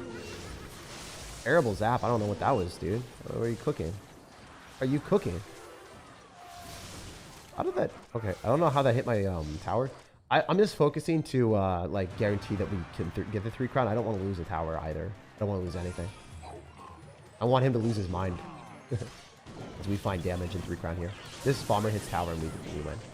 So notice how controlled I'm playing. I could defend and attack. Easy. Hey, SirTag, I eat your bookie wookie. What does that even mean? What does that even mean? Was having a good chat with you. Now go love the energy, carry on your videos. I'll see you later, man. Have a good one. I gotta go now. Love the energy, carry on your videos. Like that. Also, super Nemo plush people. Super Nemo plush people. Thank you for the $2. Tag, admit, P.E.K.K.A and Goblinstein are broken right now. I don't think that P.E.K.K.A evolution's broken. I think it's like strong, but I don't think it needs a nerf as bad as it was before. Like, they did a great nerf. Like, I'm happy they freaking did that. They need to do that like a month ago, bro. They like had their game in the worst dire life support they've ever had it, and then they refused to nerf it for a month. I do think that Goblinstein is utterly unfair. Yes, I agree. Overall, Alexis, I agree with you. I mean, that deck is not fun to play into. The P.E.K.K.A evolution Goblinstein deck. It's fine. We'll get the 12 here, guys. 12-0. Let's go. The final game, 0 losses. Yeah, we're going to go for 0 losses. Can't guarantee it, but we're going to try. Playing against Royal Giant, so it's going to be a tough game. We're doing a lot of damage, though. Oh, take what we can get. Do we go Bomber and then not do anything else? Because if we go Fly Machine, it could get Lightning, and that would be sketch. Electric Spirit does not die to the Phoenix, so good trade. Go Goblinstein here. Pretty weird Bomber. I think I'm good, though. I think I'm chilling. If he has Fireball, I'm not going to go for Royal Hogs right now, because he probably Fireball Logs. What is this? What is guy cooking? What is guy cooking? I don't think that's a play. I think he messed up. I think he's dead. He's just got Cannoneer. He can't defend this. It's Ogre. It's Ogre, my guy. Hell yeah. These towers are going to die. All right, so, yeah. We're just going to go Royal Hogs other side to assert more dominance here. An Electric Spirit on the Phoenix, so then he can't defend and attack. He's just going to let the Phoenix go. He's going to be that bro. He's going to be that dude. Your videos keep me away from Galaxy Gas. What is that? Dude, what? I don't even know what that means. You guys are going to, like, tell me some weird stuff tomorrow. I just know that you guys are going to be like, yo, Jake. On the video, you're just going to come up with the craziest, most wild comments I've ever seen. Also, 12-0, guys. So easy. So, it seems like Royal Recruits are probably the easiest deck to get 12 wins with right now for me. For you guys, it might be different. But I've played this a lot, so I know when to punish my opponents. And if you're losing with the best deck in the game, it's possible. Like, I lost with the best deck in the game because I sucked. I didn't play well with it. And I got unlucky as well. I got some good players. But for the most part, even if you're a good player, you can lose because you play poorly, you play too aggressively, you maybe have a bad time, maybe you're playing a deck that you're not familiar with, and you can fumble. So it takes time to learn the deck. And as you guys saw, I was getting better with the deck as I was playing more. And then I switched to a deck that I was comfortable with, and then this happened. So as you can see, yeah, I would really recommend playing the first deck of the day and just getting better with it. And you'll see great strides in your success and just improvement in the game because it teaches fundamentals, and if you play poorly, you lose. So good for the game. Hopefully you guys enjoy the Ram Rider deck that I was playing earlier. If you want an easier, brainless deck, you could play the Rare Recruits deck we played. No matter when or where you guys are watching, I hope you have an amazing rest of your day. Like the video if you enjoyed, and that's a great way of supporting me. I put a lot of time into my content, and today was nothing less. We streamed for 3 hours and 7 minutes. So a lot longer of a stream than I ever thought I would do, but it was super fun, and I wanted to keep it running, and my tenacity to get the 12 win really showed there. If you want to see my Royal Recruits deck, my main deck in action, check out the pinned comment because you guys saw a 12 win here, but I mean, if you want to see me play this at top ladder, there'll be a pinned comment showcasing the entire Royal Recruits deck in its full capacity. And yeah, it showcases how I play it. And I think there was something else that I was going to show. What was the other deck that I was going to show? I forgot. I don't even remember. So if anyone comments down below and says, Jake, you forgot this video, I'll also add that in the pinned comment later. But yeah, I'll show my main Royal Recruits deck in the pinned comment. I hope you guys have an amazing rest of your day. No matter when or where you guys are watching, have an awesome one.